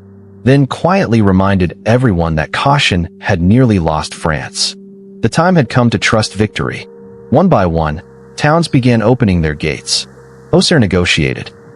Troyes hesitated, then surrendered after only a brief show of force. Chalons welcomed the advancing army. Something remarkable was happening. The campaign no longer depended solely upon military victories. Reputation marched ahead of the soldiers. Cities surrendered because they believed resistance pointless. Fear had changed sides. As the army approached Reims in July 1429, church bells echoed across the countryside. The great cathedral stood waiting beyond ancient walls. Within days, Charles would walk beneath its towering arches. Within days, sacred oil would touch his forehead. Within days, France would once again possess a crowned king. And standing quietly nearby, holding a white banner, would be the teenage girl who had promised this moment from the very beginning. The voices had led her here, whether heaven had spoken, or history itself. The road to Reims was almost complete. The crown at Reims. By the middle of July 1429, the roads of France felt different. Not safer. Not peaceful. War still scarred the countryside. Burned cottages still stood beside abandoned fields. Old castles still watched from distant hills, their towers weathered by generations of conflict. Soldiers still marched. Horses still stumbled through muddy roads. Farmers still glanced nervously toward every distant cloud of dust, wondering whether it belonged to traders or another army. And yet, something invisible had changed. For the first time in years, people believed the future might belong to France again. Hope had become contagious. It traveled faster than horses. The French army advanced steadily toward Reims. This was no reckless charge across enemy territory. It was almost a procession. Town after town opened its gates. Some surrendered after brief negotiations. Others welcomed Charles openly. A few simply watched in silence, deciding that resistance no longer seemed worth the effort. Political loyalty in medieval Europe often depended less upon ideology than survival. People generally preferred backing the side that appeared most likely to remain alive. One cannot entirely blame them. Joan rode near the front as always. Her white armor had lost some of its brilliant shine. Months of campaigning had left scratches across polished steel. Dust covered her boots. Rain had stained her banner. The armor looked less like ceremonial clothing now, more like working clothes. History has a habit of wearing down even its brightest symbols. Yet whenever villagers saw her, they recognized her immediately. Children pointed excitedly. Old women crossed themselves. Men removed their hats. Some reached out to touch the hem of her banner as she passed. Not because they believed cloth itself possessed magical power, but because people longed to feel connected to hope. After decades of defeat, hope itself had become sacred. Meanwhile, inside Reims, uncertainty filled the city. The gates remained closed. Officials debated endlessly. Should they resist? Should they negotiate? Should they admit Charles? Supporting the wrong king could prove fatal. History rarely announces winners in advance. Those living through it must simply guess. Eventually, practical reality overcame hesitation. The city opened its gates. No great battle followed. No dramatic siege. Sometimes history changes because someone quietly unlocks a door. On July 16th, Charles entered Reims. Church bells rang continuously. Crowds filled narrow streets. Windows overflowed with spectators. Flowers appeared where flowers could be found. Music echoed between stone buildings. After generations of war, France finally looked, if only briefly, like a nation celebrating rather than surviving. For Joan, however, this moment carried a deeper meaning. Years earlier, while standing in her father's garden in Domrémy, she believed the voices had promised that she would bring the Dauphin to Reims. Now, here they were. The impossible had become ordinary. Looking backward, the journey almost seemed inevitable. Living through it had felt anything but. The following morning dawned clear and warm. July sunlight spilled across the towers of Reims Cathedral. Construction of the cathedral had begun centuries earlier. Its soaring Gothic arches reached toward heaven with astonishing confidence. Colored glass filled enormous windows. Stone saints watched silently from every corner. The building itself seemed designed to remind visitors how small human beings really are. Walking inside today still inspires awe. Imagine entering it in the 15th century. The cathedral filled before sunrise. Archbishops, bishops, nobles, knights, priests, courtiers, foreign observers, veteran soldiers who had survived campaigns stretching back decades. Some stood proudly. Others leaned upon canes earned through years of warfare. Many had spent most of their lives wondering whether they would ever witness another French coronation. Now, they waited. Charles prepared carefully. Royal robes replaced travel clothing. Rich fabrics shimmered beneath candlelight. Gold embroidery caught the morning sun. Attendants adjusted every detail. Kingship, after all, involved presentation almost as much as authority. Power likes costumes. Joan arrived wearing her familiar white armor. No jewels. No elaborate crown. No expensive silks. Only polished steel and the white banner she had carried through every battle. Observers later remembered the contrast vividly. The king dressed magnificently. The young woman who had made the coronation possible arrived dressed for war. There is quiet symbolism in that image. The ceremony followed traditions reaching back centuries. Prayers echoed through the cathedral. Sacred hymns rose toward the vaulted ceiling. Incense drifted slowly through shafts of colored light. Every movement followed carefully established ritual. Nothing was hurried. Important moments rarely should be. At the heart of the ceremony stood the holy ampulla. According to ancient tradition, this sacred oil had first been brought from heaven by a dove during the baptism of Clovis, the first great Christian king of the Franks. Whether literally true mattered less than what people believed. Symbols possess tremendous power, especially shared symbols. The archbishop anointed Charles. Oil touched his forehead. Prayers filled the cathedral. Then, at last, the crown. Charles became King Charles VII of France. Not merely in his own mind. Not merely in the loyalty of his supporters. Before God. Before the church. Before the kingdom. Legitimacy had found its ceremony. Throughout the coronation, Joan stood nearby holding her banner. Later, someone asked why she carried it even during the ceremony. Her answer became famous. "My banner had shared in the hardship," she explained. "So it deserved to share in the honor." It is one of those rare historical quotations that reveals an entire personality. She remembered not glory, but sacrifice. When the ceremony ended, emotion finally overwhelmed her. Joan approached the newly crowned king. She knelt before Charles. Tears filled her eyes. According to witnesses, she embraced his knees and said, "Gentle king, now is fulfilled the pleasure of God, who wished that I should raise the Siege of Orléans and bring you to this city of Reims to receive your sacred anointing, thereby showing that you are the true king." Simple words. No celebration of herself, only relief. The mission she believed heaven had given her was complete, or so she thought. Charles himself seemed transformed. Months earlier he had appeared uncertain, hesitant, almost resigned. Now he carried himself differently. Victory alters posture. Success changes the way people walk. Perhaps the crown itself weighed little. Confidence often weighs far more. The celebrations lasted for days. Banquets filled great halls. Wine flowed generously. Musicians played. Nobles toasted one another. Priests offered prayers of thanksgiving. For a brief moment, France allowed itself happiness, not because every problem had disappeared. Far from it. The English still controlled enormous territories. Paris remained outside Charles's authority. The war continued. But people finally believed victory might be possible. Sometimes belief arrives before reality. Without it, reality never changes. Foreign ambassadors watched everything carefully. Across Europe, rulers paid close attention. What exactly was happening in France? How had a kingdom seemingly on the edge of collapse recovered so dramatically? Letters crossed borders. Reports reached royal courts. Some described Joan as a saint. Others called her a sorceress. Political opponents preferred less flattering explanations. Success has always attracted both admiration and suspicion. Not everyone celebrated. The English government viewed the coronation with alarm. If Charles's legitimacy became widely accepted, decades of English political strategy might collapse. Something had to be done.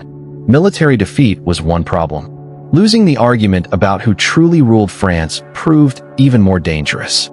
Soon, English writers began portraying Joan as a witch, a heretic, a tool of the devil. Propaganda rarely invents entirely new tactics. It mostly updates old ones. Meanwhile, Joan remained surprisingly unchanged. She still attended Mass whenever possible. She still rose early. She still spoke kindly with ordinary soldiers. She still avoided luxury despite opportunities now available to her. Charles rewarded many loyal supporters with titles and lands. Joan accepted honors reluctantly. Eventually, the king ennobled her family. The dark name gained noble status. For Jacques and Isabelle back in Domrémy, the transformation must have seemed almost unimaginable. Their daughter had left as a peasant. Now kings honored her family. One imagines the neighbors found this rather astonishing. Yet beneath the celebrations, subtle cracks had already begun forming. Joan believed God wished the campaign to continue immediately. Paris remained occupied. The English remained dangerous. Momentum should not be wasted. Charles hesitated. Again. His advisors increasingly favored negotiation, diplomacy, temporary truces. Perhaps the kingdom needed rest after months of extraordinary campaigning. Reasonable arguments. History, however, often punishes long pauses. Joan sensed something changing. Not in heaven. In politics. Courtiers who had once welcomed her enthusiastically now whispered behind closed doors. Some feared her growing influence. Others worried that continued military campaigns carried unnecessary risks. Victory had united France. Success now threatened to divide it again. Power attracts jealousy almost as reliably as wealth. The girl from Domrémy had fulfilled the promise that seemed impossible. She had lifted the Siege of Orléans. She had led Charles to Reims. She had witnessed his coronation. If her story were a fairy tale, this would be the ending. The kingdom restored. The hero honored. The music swelling gently toward the credits. But history rarely ends where we wish it would. Instead, it often continues into darker chapters. The road ahead no longer led toward glorious victories. It wound slowly, almost invisibly, toward betrayal, toward politics, toward a prison cell, and eventually, toward a marketplace in Rouen where flames would rise beneath a gray Norman sky. The crown had been won. Now Joan would discover that winning a kingdom and surviving its politics were two very different battles. The long shadow of victory. For one brief, shimmering moment, it seemed as though France had awakened from a long nightmare. The bells of Reims had fallen silent. The crowds had returned to their homes. The banners that fluttered so proudly during the coronation were folded away. The great cathedral, having witnessed yet another king crowned beneath its soaring vaults, settled back into the quiet rhythm of daily worship.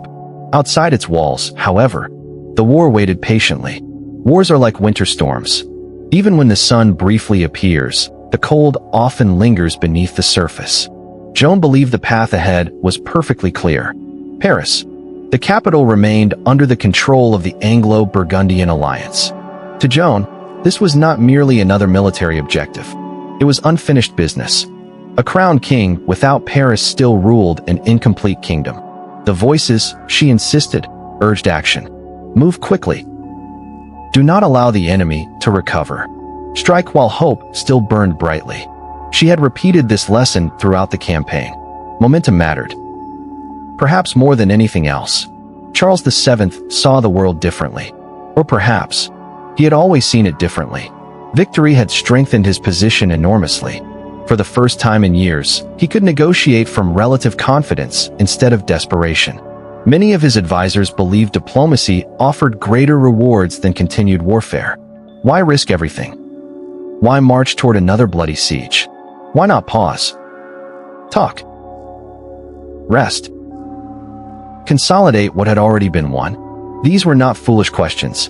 They were the questions of statesmen. Joan's answers came from somewhere else entirely. One begins to notice a quiet tension developing between the young visionary and the newly crowned king. It was never dramatic. There were no furious arguments echoing through castle halls.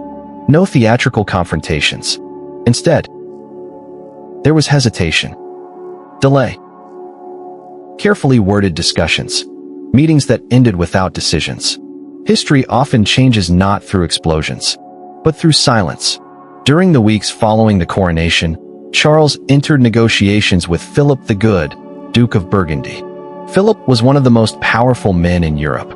His lands stretched across wealthy territories that rivaled kingdoms in both prosperity and influence. His alliance with England had transformed the war. If Burgundy could somehow be persuaded to abandon England, the conflict might end far sooner. At least, that was the hope. Politics often resembles a chess game played on a table surrounded by people carrying swords. Joan respected diplomacy, but only when it served justice. She worried that endless negotiations would simply give the English time to rebuild. She had seen what confidence could accomplish. She had also seen how quickly opportunity disappeared. The English were wounded, not defeated. There is an important difference. While diplomats exchanged letters, armies waited. Waiting is strangely exhausting. Soldiers repaired armor, sharpened weapons, played dice, complained about food, complained about weather, complained about waiting. Some traditions have survived remarkably well across 6 centuries. A bored soldier in 1429 and a bored soldier today might find surprisingly familiar conversation. Joan continued visiting camps regularly. She encouraged discipline. She insisted that priests accompany the army. She discouraged looting. Again. She discouraged unnecessary cruelty. Again. Her standards remained unusually high for medieval warfare, not because violence had disappeared from the 15th century. Far from it. But because Joan genuinely believed soldiers represented something greater than themselves. If they fought in God's name, they should behave accordingly. Simple, demanding, remarkably difficult. By late August, the French army finally began moving toward Paris, not with the speed Joan had hoped for. Still, they moved. The march north felt different from earlier campaigns. The excitement remained, but uncertainty had returned. The miraculous momentum of the Loire campaign had slowed. Some towns welcomed Charles. Others remained cautious. The enemy had also recovered from the shock of earlier defeats. The war was becoming complicated again. History enjoys restoring complexity whenever humans begin believing they understand events. As the army approached Paris, the city prepared for defense. Paris was not Orléans. It was enormous. Its walls were formidable. Its defenders were numerous. Supplies had been gathered. Cannons positioned. Archers assigned to towers. The Anglo-Burgundian authorities understood exactly what the loss of Paris would mean. They intended to prevent it at any cost. Inside the French camp, optimism mixed uneasily with caution. Veteran commanders studied maps. Scouts returned with reports. Priests celebrated Mass before sunrise. Joan spent long hours in prayer. Several witnesses later remarked that she seemed quieter than usual. Not discouraged. Simply thoughtful. Perhaps she sensed the road ahead would prove more difficult than those already traveled. Or perhaps she was simply tired. After all, she was still only 17. History sometimes asks astonishing things of very young people. On September 8, 1429, the assault began. Morning mist clung to the fields outside Paris. The city walls rose before the attackers like an immense stone cliff. Banners snapped in the breeze. Trumpets sounded. Drums echoed across the countryside. Thousands of soldiers moved forward. For many, this felt like the battle that would truly decide France. Joan carried her white banner at the front as always. She urged the soldiers onward. The attack quickly became brutal. Defenders poured arrows and crossbow bolts onto advancing French troops. Cannons fired from the walls. Stones crashed down. The moat surrounding the city created another deadly obstacle. Every step forward demanded enormous courage. French soldiers fought desperately. Ladders rose against the walls. Archers returned fire. Engineers struggled to fill sections of the moat. Hours passed beneath a sky that gradually shifted from pale morning blue toward the golden light of afternoon. Progress remained painfully slow. Then disaster struck. An arrow, or perhaps a crossbow bolt, pierced Joan's thigh. The impact threw her backward. Pain surged through her leg. Attendants rushed to her side. Blood soaked through her clothing beneath the armor. For the second time in only a few months, the woman who seemed untouchable lay wounded on a battlefield. She refused to leave. Despite the injury, Joan insisted upon remaining near the front. Witnesses later recalled her encouraging soldiers even while suffering considerable pain. She begged commanders to continue the assault. The walls, she believed, could still be taken. One more effort. One final push. Victory remained possible. Charles disagreed. Or perhaps, more accurately, his commanders did. As evening approached, orders arrived. Withdraw. The assault ended. French troops reluctantly pulled back from the walls. Joan reportedly protested until almost nightfall. Only when soldiers physically helped remove her from danger did she finally leave the battlefield. It must have felt unbearable. For someone who believed the voices had always guided her, retreat carried a different weight. The attack on Paris had failed. Not disastrously. The army remained intact, but the momentum that had carried France from Orléans to Reims had finally stopped. Sometimes history does not end with catastrophe. Sometimes it simply slows. That slowing can change everything. Soon afterward, Charles accepted a temporary truce. Military operations diminished. Diplomatic conversations resumed. Many at court considered this sensible. The kingdom needed stability. Finances required attention. The army deserved rest. Joan found the decision deeply frustrating. She had not come this far to negotiate half-finished victories. Yet she obeyed. This detail often disappears beneath later legend. Joan was determined, even stubborn. But she did not openly rebel against the king she believed God had chosen. As autumn settled across France, the mood changed. Leaves turned gold and crimson. Cold mornings returned. Campaigning became increasingly difficult. Roads transformed into rivers of mud after heavy rains. Supply wagons struggled. Armies naturally slowed.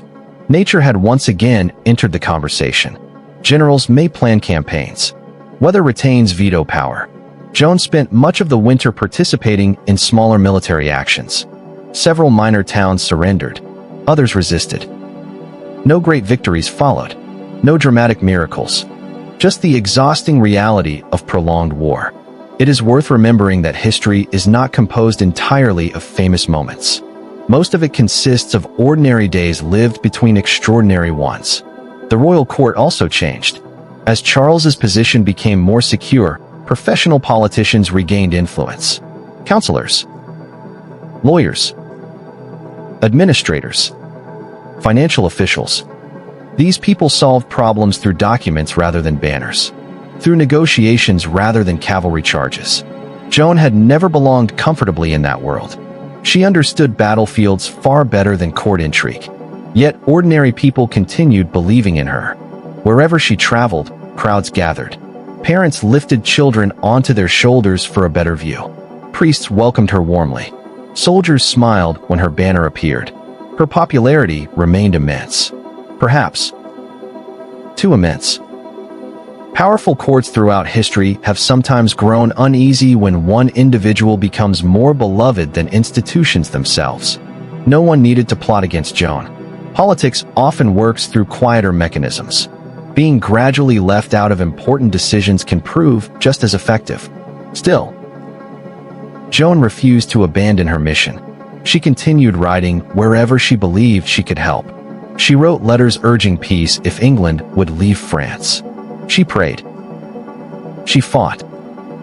She encouraged frightened soldiers. She comforted the wounded. She remained exactly who she had always been. The world around her was beginning to change. Far to the north, another city waited. Compiègne. A loyal French town threatened by Burgundian forces. Its people desperately needed assistance. When word reached Joan, she did not hesitate. If a city required help, she would ride. She had done so before. She expected to do so again. What she could not know, what no one beside her could possibly imagine, was that the next ride would not lead toward another victory. It would lead toward capture, toward chains, toward a courtroom where every word she had ever spoken would be turned against her. The battlefield had been her greatest ally. Now, Politics would become her most dangerous enemy. The day fortune turned away. If history has a favorite habit, it is reminding us that victory is rarely permanent. The banners that flutter triumphantly in one season may lie folded in silence the next. The crowds that cheer a hero today may one day whisper about them with uncertainty. And sometimes, the road toward greatness bends so gently that no one notices it has begun, leading somewhere much darker. For Joan of Arc, that road now wound toward the northern town of Compiègne. Spring returned once again in 1430.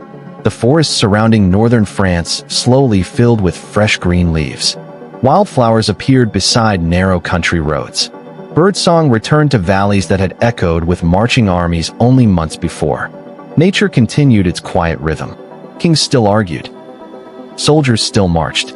Taxes still rose. Church bells still rang. The world carried on with stubborn determination. It always does. Compiègne stood along the river Oise, protected by sturdy medieval walls. The town remained loyal to Charles VII, making it an attractive target for Burgundy. Philip the Good had not abandoned his English allies. Whatever hopes Charles had placed in diplomacy had produced very little. The war, predictably, continued. The Burgundian army moved steadily toward the town. Experienced commanders led disciplined troops. They understood siege warfare well. Surround the town. Control the roads. Cut supplies. Wait.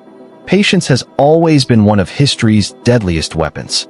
Inside Compiègne, the citizens prepared for another siege. Food was counted carefully. Weapons repaired. Walls inspected. Every able-bodied person found some task to perform. Children carried water. Women baked bread. Blacksmiths worked late into the night. Priests prayed. The routines of survival repeated themselves exactly as they had in dozens of threatened towns across medieval France. When Joan learned of the danger, she asked permission to help defend the city.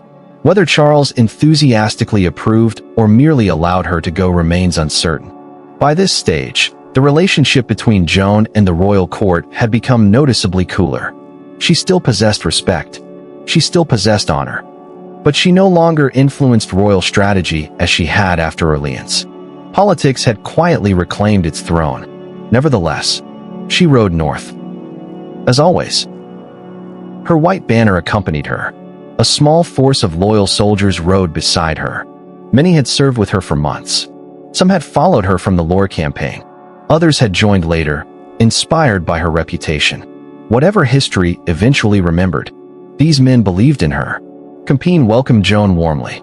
Citizens recognized her immediately. To them, she remained the Maid of Orléans, the young woman who had lifted impossible sieges, who had carried the king to Reims.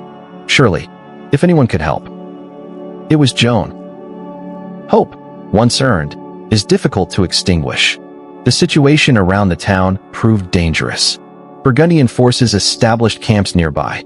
Skirmishes occurred almost daily. Small groups of cavalry tested one another. Archers exchanged arrows across fields. Scouts disappeared into forests searching for information. Most warfare did not resemble famous battles. It resembled constant tension. Joan disliked remaining behind walls. She preferred action. Waiting frustrated her as deeply as ever. Whenever opportunities arose, she encouraged sorties, small attacks launched from the city against enemy positions. Strike quickly. Disrupt supplies. Keep the enemy uncertain. Her instincts remained aggressive. On the afternoon of May 23, 1430, one such opportunity appeared. Reports suggested enemy troops nearby might be vulnerable. Joan joined the sortie. The city gates opened. French cavalry rode out beneath bright spring skies. Hooves thundered across open fields. Dust rose behind them. For a short time, everything unfolded exactly as planned. The French struck Burgundian outposts successfully. Several enemy positions were thrown into confusion. Some defenders retreated. Others regrouped.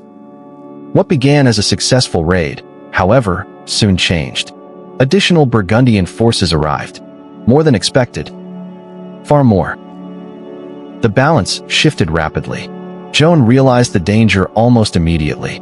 She ordered a fighting withdrawal toward Compiègne. Not panic. Orderly retreat. Protect the soldiers. Reach the gates. Live to fight another day. It was sensible military leadership. History sometimes forgets that courage also knows when to retreat. The road back became chaos. Horsemen collided. Archers fired from both sides. Dust filled the air. Commands disappeared beneath the noise of battle. Some soldiers reached the bridge leading into the city. Others struggled desperately to follow. Behind them, the Burgundians closed in. Then came the moment historians have debated for centuries. As French troops retreated, the gates of Compiègne closed. Why? Did the governor order them shut to prevent enemy soldiers rushing into the city? Was it simply standard military procedure? Did confusion overtake everyone? Was someone attempting to save the town rather than abandon Joan? Or, as later rumors suggested, was betrayal involved? No contemporary evidence proves deliberate treachery. The simpler explanation usually deserves respect. Battlefields produce confusion, not conspiracies. Still, imagine how the moment felt. Joan remained outside.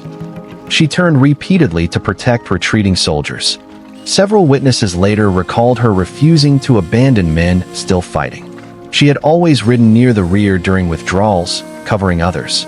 It was exactly the sort of decision one might expect from her.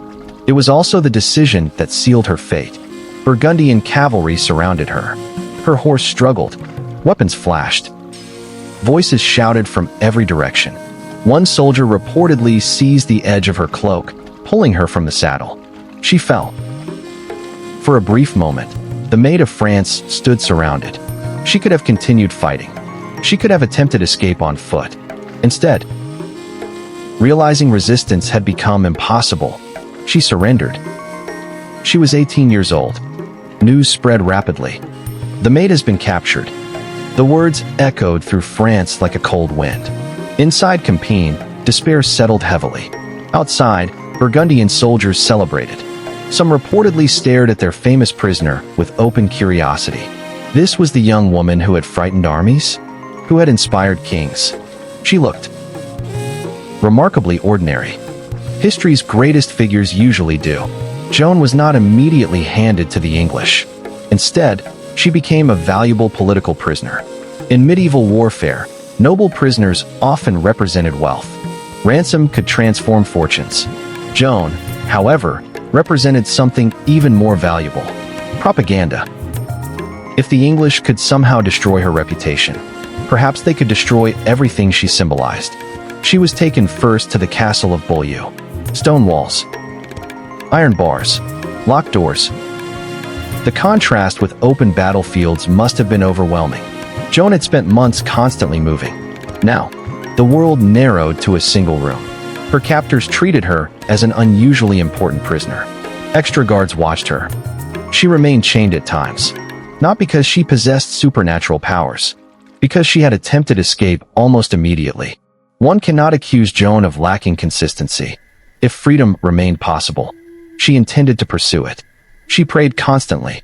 Visitors later reported hearing her singing hymns quietly to herself. Hours passed slowly. Days became weeks. Outside the castle, summer arrived. Fields ripened. Harvests approached. Life continued beyond stone walls. Prisons possess a curious cruelty. Time becomes visible. Several escape attempts followed. At one castle, Joan slipped past guards before being recaptured. At another, she made the astonishing decision to leap from a tower nearly 70 feet high. Imagine the desperation required. She believed she might die. She jumped anyway. Miraculously, she survived.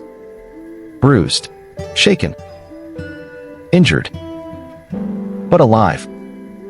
When questioned later, she admitted fearing the Burgundians more than the fall. That single sentence reveals much about her imprisonment. Meanwhile, political negotiations unfolded around her. Charles VII made surprisingly little effort to rescue her. Historians have argued about this for centuries. Did he lack money? Military strength? Political leverage? Did advisors discourage expensive negotiations? Or did the king quietly decide that Joan's usefulness had ended? We cannot know his private thoughts. What we do know is painfully simple. No great rescue came. No army appeared beneath castle walls. No daring midnight escape unfolded. Sometimes history is heartbreaking precisely because it remains ordinary. Eventually, the Duke of Burgundy agreed to sell Joan to the English. The price amounted to 10,000 livres, an enormous sum, not merely payment for a prisoner, payment for an opportunity. The English understood exactly what they had purchased. If Joan died merely as a prisoner, France would remember her as a hero. If she could instead be condemned publicly by the church, everything changed. A convicted heretic could not easily remain God's chosen messenger. At least, that was the plan. During the long journey toward English-controlled Rouen, Joan passed through villages and towns she would never see again. Perhaps she looked through narrow prison windows at fields glowing beneath the autumn sun. Perhaps she listened to church bells in distant villages. Perhaps she wondered whether she would ever ride freely beneath open skies again. No surviving record tells us. History often preserves court transcripts. It rarely preserves lonely thoughts. Rouen waited. A powerful Norman city under English control. Within its walls stood judges, lawyers, theologians, prisons, and a bishop named Pierre Cauchon, who intended to conduct one of history's most famous trials. The English had failed to defeat Joan on the battlefield. Now they would attempt something else entirely. They would place her faith itself on trial. The next battle would involve no cavalry, no banners, no siege towers, only questions. Questions designed not to discover truth, but to destroy it. And the young woman who had once commanded armies would now stand alone, without armor, without soldiers, without her banner, armed only with her voice. The trial at Rouen. Winter settled over Normandy with quiet determination. The fields surrounding Rouen lay cold beneath gray skies. Bare branches scratched against ancient stone walls whenever the wind blew from the north. Rain came often, sometimes freezing overnight into thin sheets of ice that made even short walks uncertain. The city itself continued as cities always do. Markets opened. Church bells rang. Bread was baked before sunrise. Merchants argued over prices.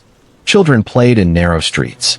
Life, remarkably, continued, even while one of history's most extraordinary prisoners waited behind thick stone walls. Rouen Castle was not simply a prison. It was a statement. Solid, cold, unforgiving. Heavy doors closed with echoes that lingered long after footsteps disappeared. The walls had witnessed countless prisoners before Joan. Most had vanished quietly into history. Few left names behind. Joan would become the exception. The English treated her differently from ordinary prisoners. Not more kindly. More carefully. She was far too valuable to escape. 5 English soldiers guarded her constantly. Chains often secured her to a heavy wooden beam at night. This arrangement deeply troubled many church officials. Normally, a woman awaiting an ecclesiastical trial would be held in a church prison under the supervision of nuns. Joan was not. She remained in military custody, surrounded by armed men. It was unusual. It was intimidating. And it violated established legal custom. The trial had not yet begun. Already, fairness was becoming difficult to find. Joan repeatedly requested one simple thing. She asked to attend Mass. Again and again. The request was refused. Imagine how painful that must have been. For someone whose entire identity centered upon faith. Being denied the central ritual of that faith became its own form of punishment. Meanwhile, preparations unfolded with remarkable thoroughness. The English did not merely want Joan executed. They wanted her discredited. That distinction mattered enormously. If she died as a military prisoner, France might celebrate her forever. If she died as a condemned heretic, perhaps Charles VII himself could be portrayed as a king crowned through deception. If God's messenger proved false, what did that say about the king she had led to Reims? Politics hid beneath every legal argument. The man appointed to oversee the proceedings was Bishop Pierre Cauchon, a learned churchman. Intelligent, experienced, firmly aligned with English interests. Modern historians continue debating the extent of his personal motivations. Did he genuinely believe Joan endangered the church? Did politics guide him more than theology? Perhaps both. Human beings rarely possess only one motive. The court assembled dozens of theologians, lawyers, and clerics. Many held impressive academic credentials. Several had studied at the University of Paris, one of Europe's greatest centers of learning. These were highly educated men. Joan could neither read nor write. The imbalance could hardly have been greater. Imagine standing alone before a room full of professors determined to dismantle everything you believed. At 19 years old, without legal counsel, without family, without allies permitted to defend you, history occasionally places impossible burdens upon astonishingly young shoulders. The formal trial began on February 21st, 1431. Joan entered the courtroom wearing simple prison clothing. The brilliant white armor was gone. The famous banner was gone. No cheering crowds waited outside. No soldiers saluted her arrival. Only judges, scribes, observers, and silence. One of the very first questions seemed harmless enough. Will you swear to answer truthfully all questions put to you? A simple oath. Most people would agree immediately.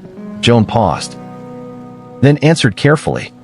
She would tell the truth about ordinary matters, but concerning the revelations God had entrusted to her, she reserved the right to remain silent. It was a remarkable legal response. She immediately recognized the danger. Some experiences, she believed, belonged only between herself and God.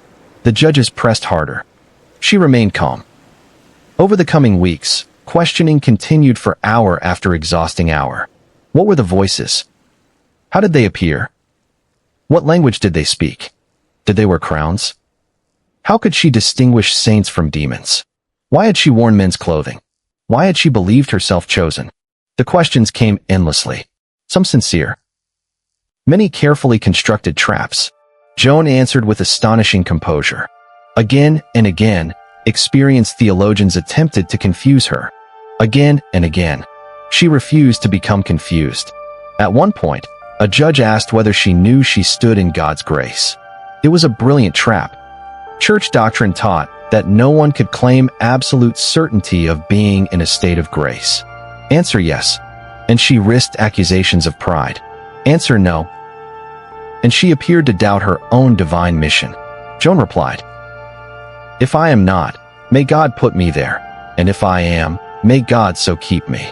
The courtroom reportedly fell silent. Even some hostile observers admired the elegance of her answer. Without formal education, she had escaped a carefully designed theological snare. Day after day, the examinations continued. The judges repeatedly returned to the voices. Who exactly spoke? Saint Michael, Saint Catherine, Saint Margaret. Had they truly appeared physically? Yes. Could she see them? Yes. Could she touch them? Sometimes she answered cautiously, sometimes directly. She never denied the experiences. Not once. The issue of clothing occupied surprising attention. Why had she dressed as a man? Modern audiences often find this puzzling. Surely greater issues existed. Yet medieval society attached enormous significance to clothing. Gender dress reflected both social order and religious expectation. Joan explained her reasoning simply. The clothing protected her while traveling with soldiers. It also made imprisonment among male guards safer. Practical answers. The judges preferred symbolic ones. At one point, they demanded that she submit entirely to the judgment of the church. Again, the question concealed enormous complexity. Joan repeatedly insisted she obeyed God first. She respected the church, but if human authorities contradicted God's commands, she believed obedience belonged to heaven. For medieval theologians, this became deeply problematic. Who decides whether private revelations truly come from God? The individual? Or the institutional church? The debate extended far beyond Joan herself. The trial transcripts survive today with extraordinary detail. Thanks to diligent scribes, we can still hear Joan's own voice across nearly 6 centuries. Not literally, but remarkably close. She jokes occasionally. She becomes impatient. She asks judges to proceed more quickly. At times she refuses to speculate. At other moments she answers with disarming honesty. The transcripts reveal not a mythical heroine, but a remarkably intelligent young woman thinking carefully under extraordinary pressure. Her captors also attempted psychological pressure. They displayed instruments of torture. Officially, they threatened. Unofficially, they hoped fear might produce confession. Joan remained visibly shaken. Who wouldn't be? Yet she still refused to admit her visions were false. Eventually, the judges decided not to torture her. Whether from legal caution or practical calculation remains uncertain. The threat itself had failed. Outside the courtroom, rumors spread throughout Rouen. Some citizens believed Joan guilty. Others quietly admired her courage. English soldiers mocked her openly. A few, surprisingly, developed reluctant respect. It is difficult to witness sustained bravery without feeling something. Even enemies occasionally recognize integrity. Months passed. Winter slowly yielded to spring. The trees beyond Rouen's walls began showing tiny green leaves. Joan remained imprisoned, questioned, isolated. Her world had shrunk to stone walls and endless examinations. Yet observers repeatedly remarked upon one striking fact. She never appeared broken. Exhausted? Certainly. Frightened? Undoubtedly. But broken? No.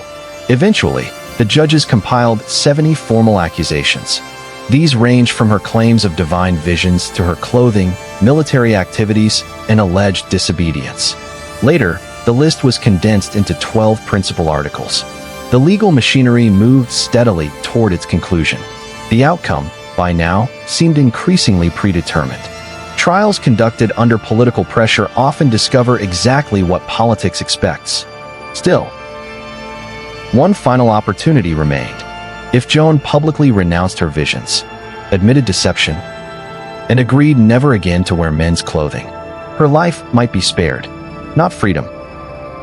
Probably lifelong imprisonment. But life. Faced with execution, what would any ordinary 19-year-old choose? It is an impossible question, one that history was about to answer. The battlefield had demanded courage for hours. The courtroom demanded courage for months. Soon, the hardest decision of Joan's life would arrive. Not beneath flying arrows, not beneath waving banners, but before a sheet of parchment and a trembling pen. The fire at Rouen. There are moments in history when time seems to slow. Not because clocks stop, not because the world pauses, but because everyone present senses that something larger than themselves is unfolding. A king being crowned, an empire collapsing, a city falling, or a 19-year-old prisoner standing before judges who already seemed to know the ending. The spring of 1431 brought such a moment to Rouen. The leaves had returned to the trees outside the city walls. Market stalls filled once more with vegetables, bread, and fresh fish hauled up the Seine. Swallows circled above rooftops. Children laughed in narrow alleyways, blissfully unaware that, only a short walk away, one of history's most famous trials was reaching its final act. Life continued. It always does. Even beside tragedy. After months of questioning, the judges presented Joan with a choice. It was not really a choice. Not in the ordinary sense. She could admit that her visions were false. She could agree never again to wear men's clothing. She could submit completely to the authority of the court. If she did, her death sentence might be avoided. If she refused, she would almost certainly be burned alive. No one needed to explain the stakes. Everyone understood them. Imagine the weight of that decision. She was 19 years old. 19. Today, many people of that age are just beginning adulthood, choosing careers, leaving home, wondering what the future might hold. Joan's future had narrowed to two possibilities: life in permanent imprisonment, or death by fire.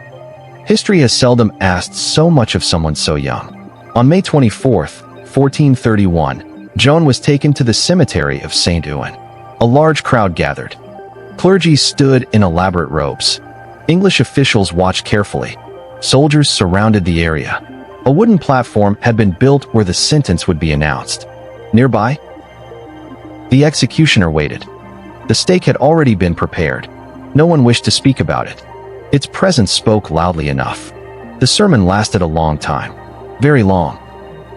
Medieval sermons often did. One suspects even eternal salvation occasionally required shorter speeches. But this sermon had a purpose. The judges hoped Joan would yield publicly. They wanted confession, submission, repentance, not merely death. A broken symbol. As the words continued, Joan began to weep. She had endured months of imprisonment, isolation, threats, relentless questioning. Now she stood staring at the instrument of her execution. She was frightened, terribly frightened. That should surprise no one. Courage has never required the absence of fear. At last, she agreed. She signed, or more accurately, marked, a document known as the abjuration. Scholars still debate exactly what she believed she was signing. The full legal text was lengthy and written in Latin. Joan could not read. Some contemporary accounts suggest she believed she was agreeing only to obey the church and cease wearing men's clothing. Others argue she understood more. We simply do not know. History rarely preserves private thoughts, only public actions. The court announced that her life would be spared. Instead of execution, she would receive life imprisonment.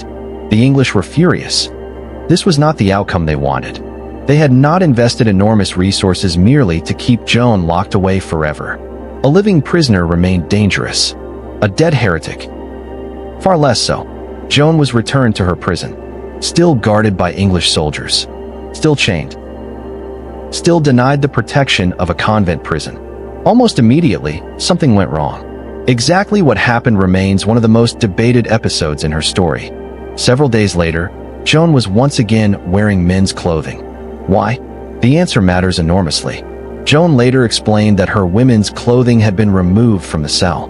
Only male garments remained.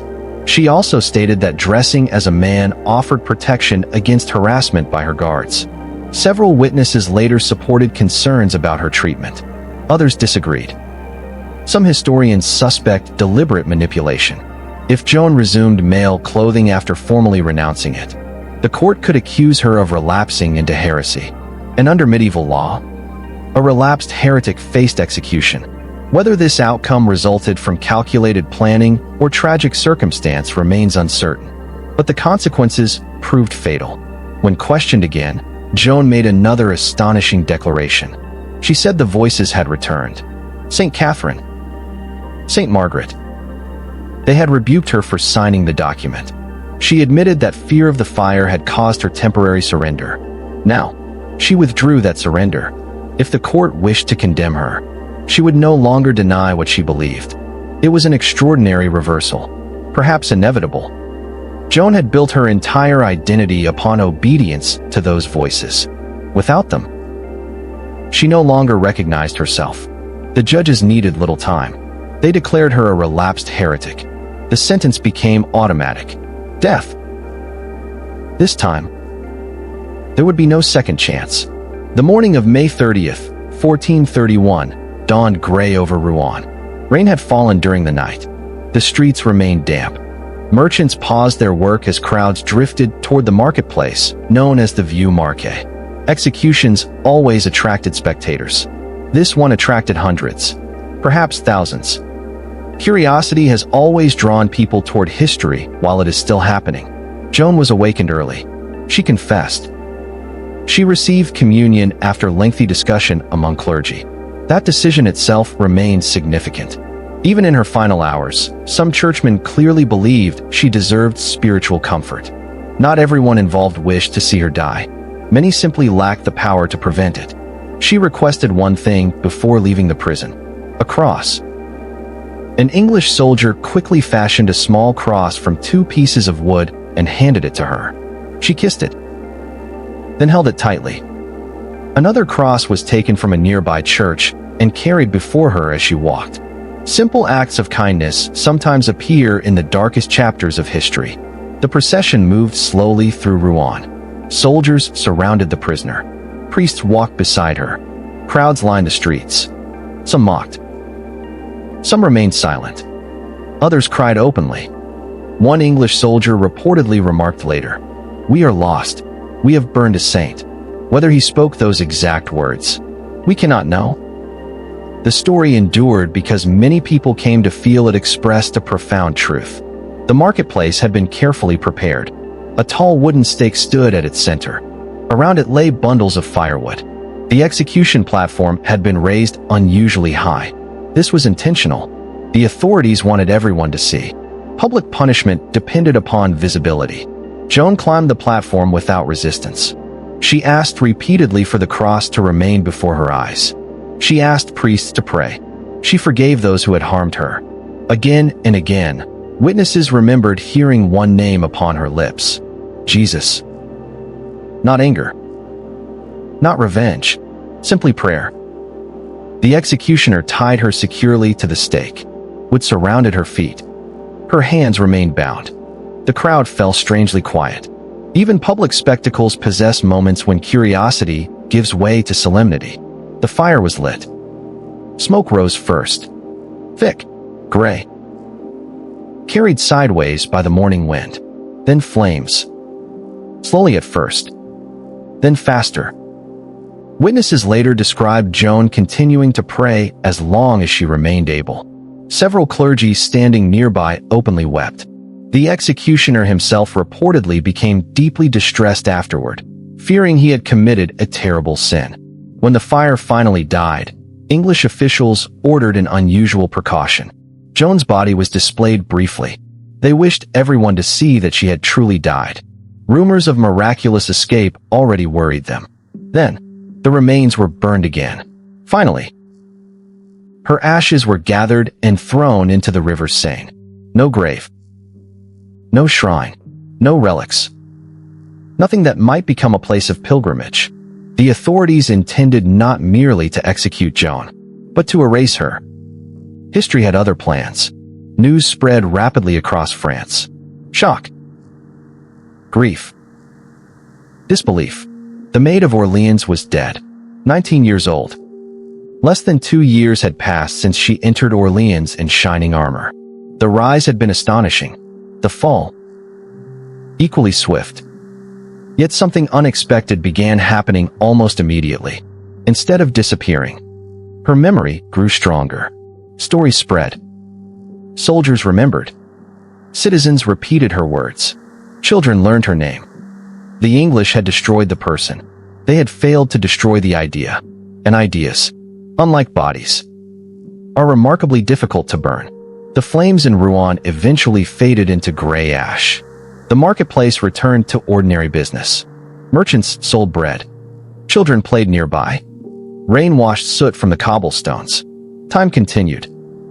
It always does, but somewhere beyond the city, in villages and castles across France, people quietly began asking a dangerous question. What if the judges had been wrong? What if the girl from Domrémy really had been sent by God? History would spend the next 25 years searching for an answer. From heretic to hero, the legacy of Joan of Arc. The flames in Rouen died. The smoke drifted above the rooftops for a little while, caught by the cool morning breeze from the Seine. Then, it disappeared. The marketplace slowly emptied. Merchants returned to their stalls. Blacksmiths reopened their workshops. Church bells announced another ordinary afternoon. People bought bread. Children chased one another through narrow streets. Dogs wandered between wooden carts looking for scraps. Life, with all its remarkable indifference, continued exactly as it had the day before. If someone had walked through Rouen a week later, they might never have guessed that one of history's most famous executions had taken place there. History often leaves surprisingly little evidence behind. A battlefield becomes a meadow. A palace becomes ruins. A prison becomes a museum. The greatest moments sometimes leave only stories. And stories, if they are powerful enough, can outlive stone itself. The English believed they had solved a problem. Joan was gone. The girl who had inspired frightened armies no longer lived. The banner had vanished. The voice had been silenced. Surely France would now return to uncertainty. Surely Charles VII would lose the mysterious confidence that had carried him from Chinon to Reims. It seemed logical. Remove the symbol. Remove the hope. History, however, has always behaved rather poorly when people assume it follows logic. News of Joan's death reached Charles VII. We do not possess a detailed account of his immediate reaction. No diary. No dramatic speech. No surviving letter expressing overwhelming grief. Some later writers criticized him harshly for this silence. Others urged caution. Kings, after all, rarely enjoyed the luxury of public emotion. Whatever Charles privately felt, he continued the war. And perhaps that is partly because Joan had changed him forever. When she first entered Chinon, Charles had been a doubtful prince. Uncertain, hesitant. A man who seemed almost apologetic for existing. By the time of Joan's death, he had become a crowned king, confident enough to rebuild his kingdom, confident enough to continue fighting. Perhaps Joan's greatest miracle was not lifting the Siege of Orleans. Perhaps it was convincing one uncertain man that he truly deserved to wear a crown. History sometimes turns upon such quiet transformations. The war itself continued for another 22 years. Long after Joan was gone, generations of soldiers marched. Castles changed hands. Treaties were signed and broken. Villages burned. Fields recovered. Children grew into adults who barely remembered a time before conflict. The 100 Years' War, despite its name, actually lasted 116 years. Apparently, medieval people were not especially interested in convenient titles. Gradually, the balance shifted. French artillery improved dramatically. Royal authority strengthened.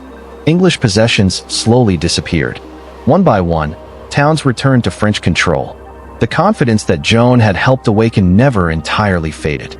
Military historians still debate how much of France's ultimate victory can be credited directly to Joan. The answer, perhaps, is impossible to measure. How exactly does one calculate hope? How many battles are won because someone believes victory is finally possible? No mathematical formula has ever solved that question. In 1453, the English lost the Battle of Castillon.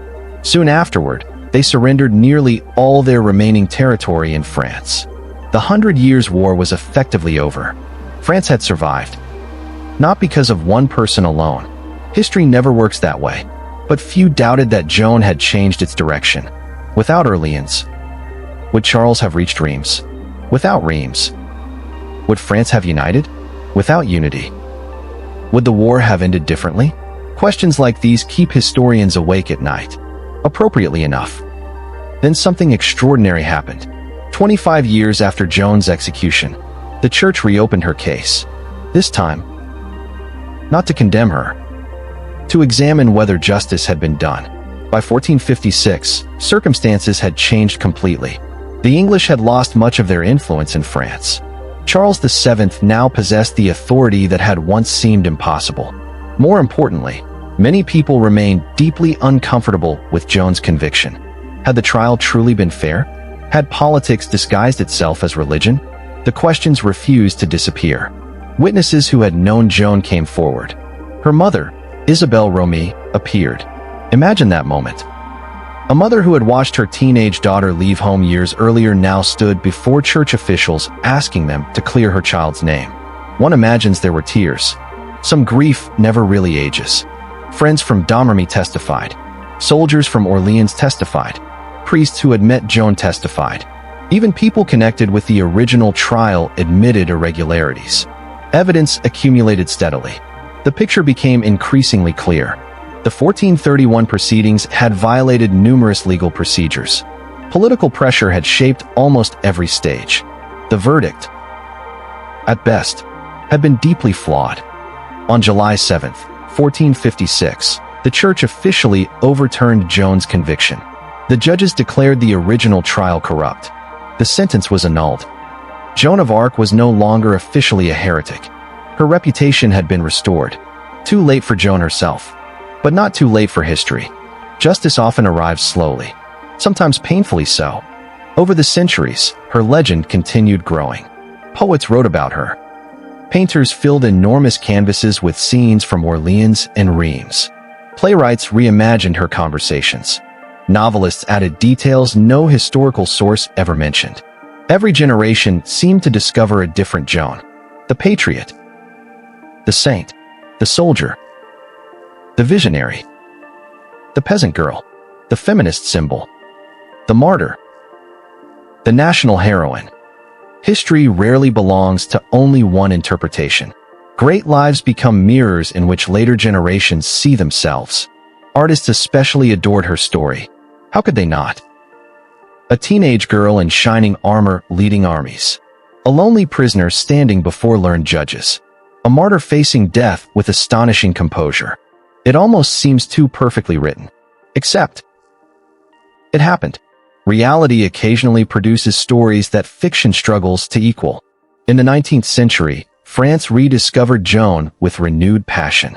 The country had experienced revolutions, empires, restorations, political chaos. Amid all that uncertainty, Joan became a symbol of national unity. Republicans admired her courage. Monarchists admired her loyalty. Catholics admired her faith. Even groups that disagreed about almost everything else somehow found reasons to admire the girl from Domrémy. That is an unusually rare achievement. The Catholic Church continued examining her life carefully. Decades became centuries. Historical records were reviewed. Witness testimony studied. Her writings analyzed. Eventually, the Church reached another conclusion. Joan had not merely been innocent. She had lived a life of heroic virtue. In 1909, she was beatified. 11 years later, on May 16, 1920, Pope Benedict XV declared Joan of Arc a saint. Nearly 500 years after flames consumed her body in Rouen, the Church officially honored the young woman it had once condemned. History possesses a remarkable sense of irony. Today, visitors travel from every corner of the world to places connected with Joan's life. The quiet fields around Domrémy, the walls of Orléans, the magnificent cathedral of Reims, the marketplace in Rouen where a simple cross now stands in remembrance. The places themselves remain surprisingly peaceful. Birds sing. Church bells ring. Tourists speak softly. Time has sanded away the sharpest edges of tragedy, but not its memory. So, who was Joan of Arc? Was she a mystic? A military genius? A deeply faithful young woman? A victim of politics? A national symbol? A saint?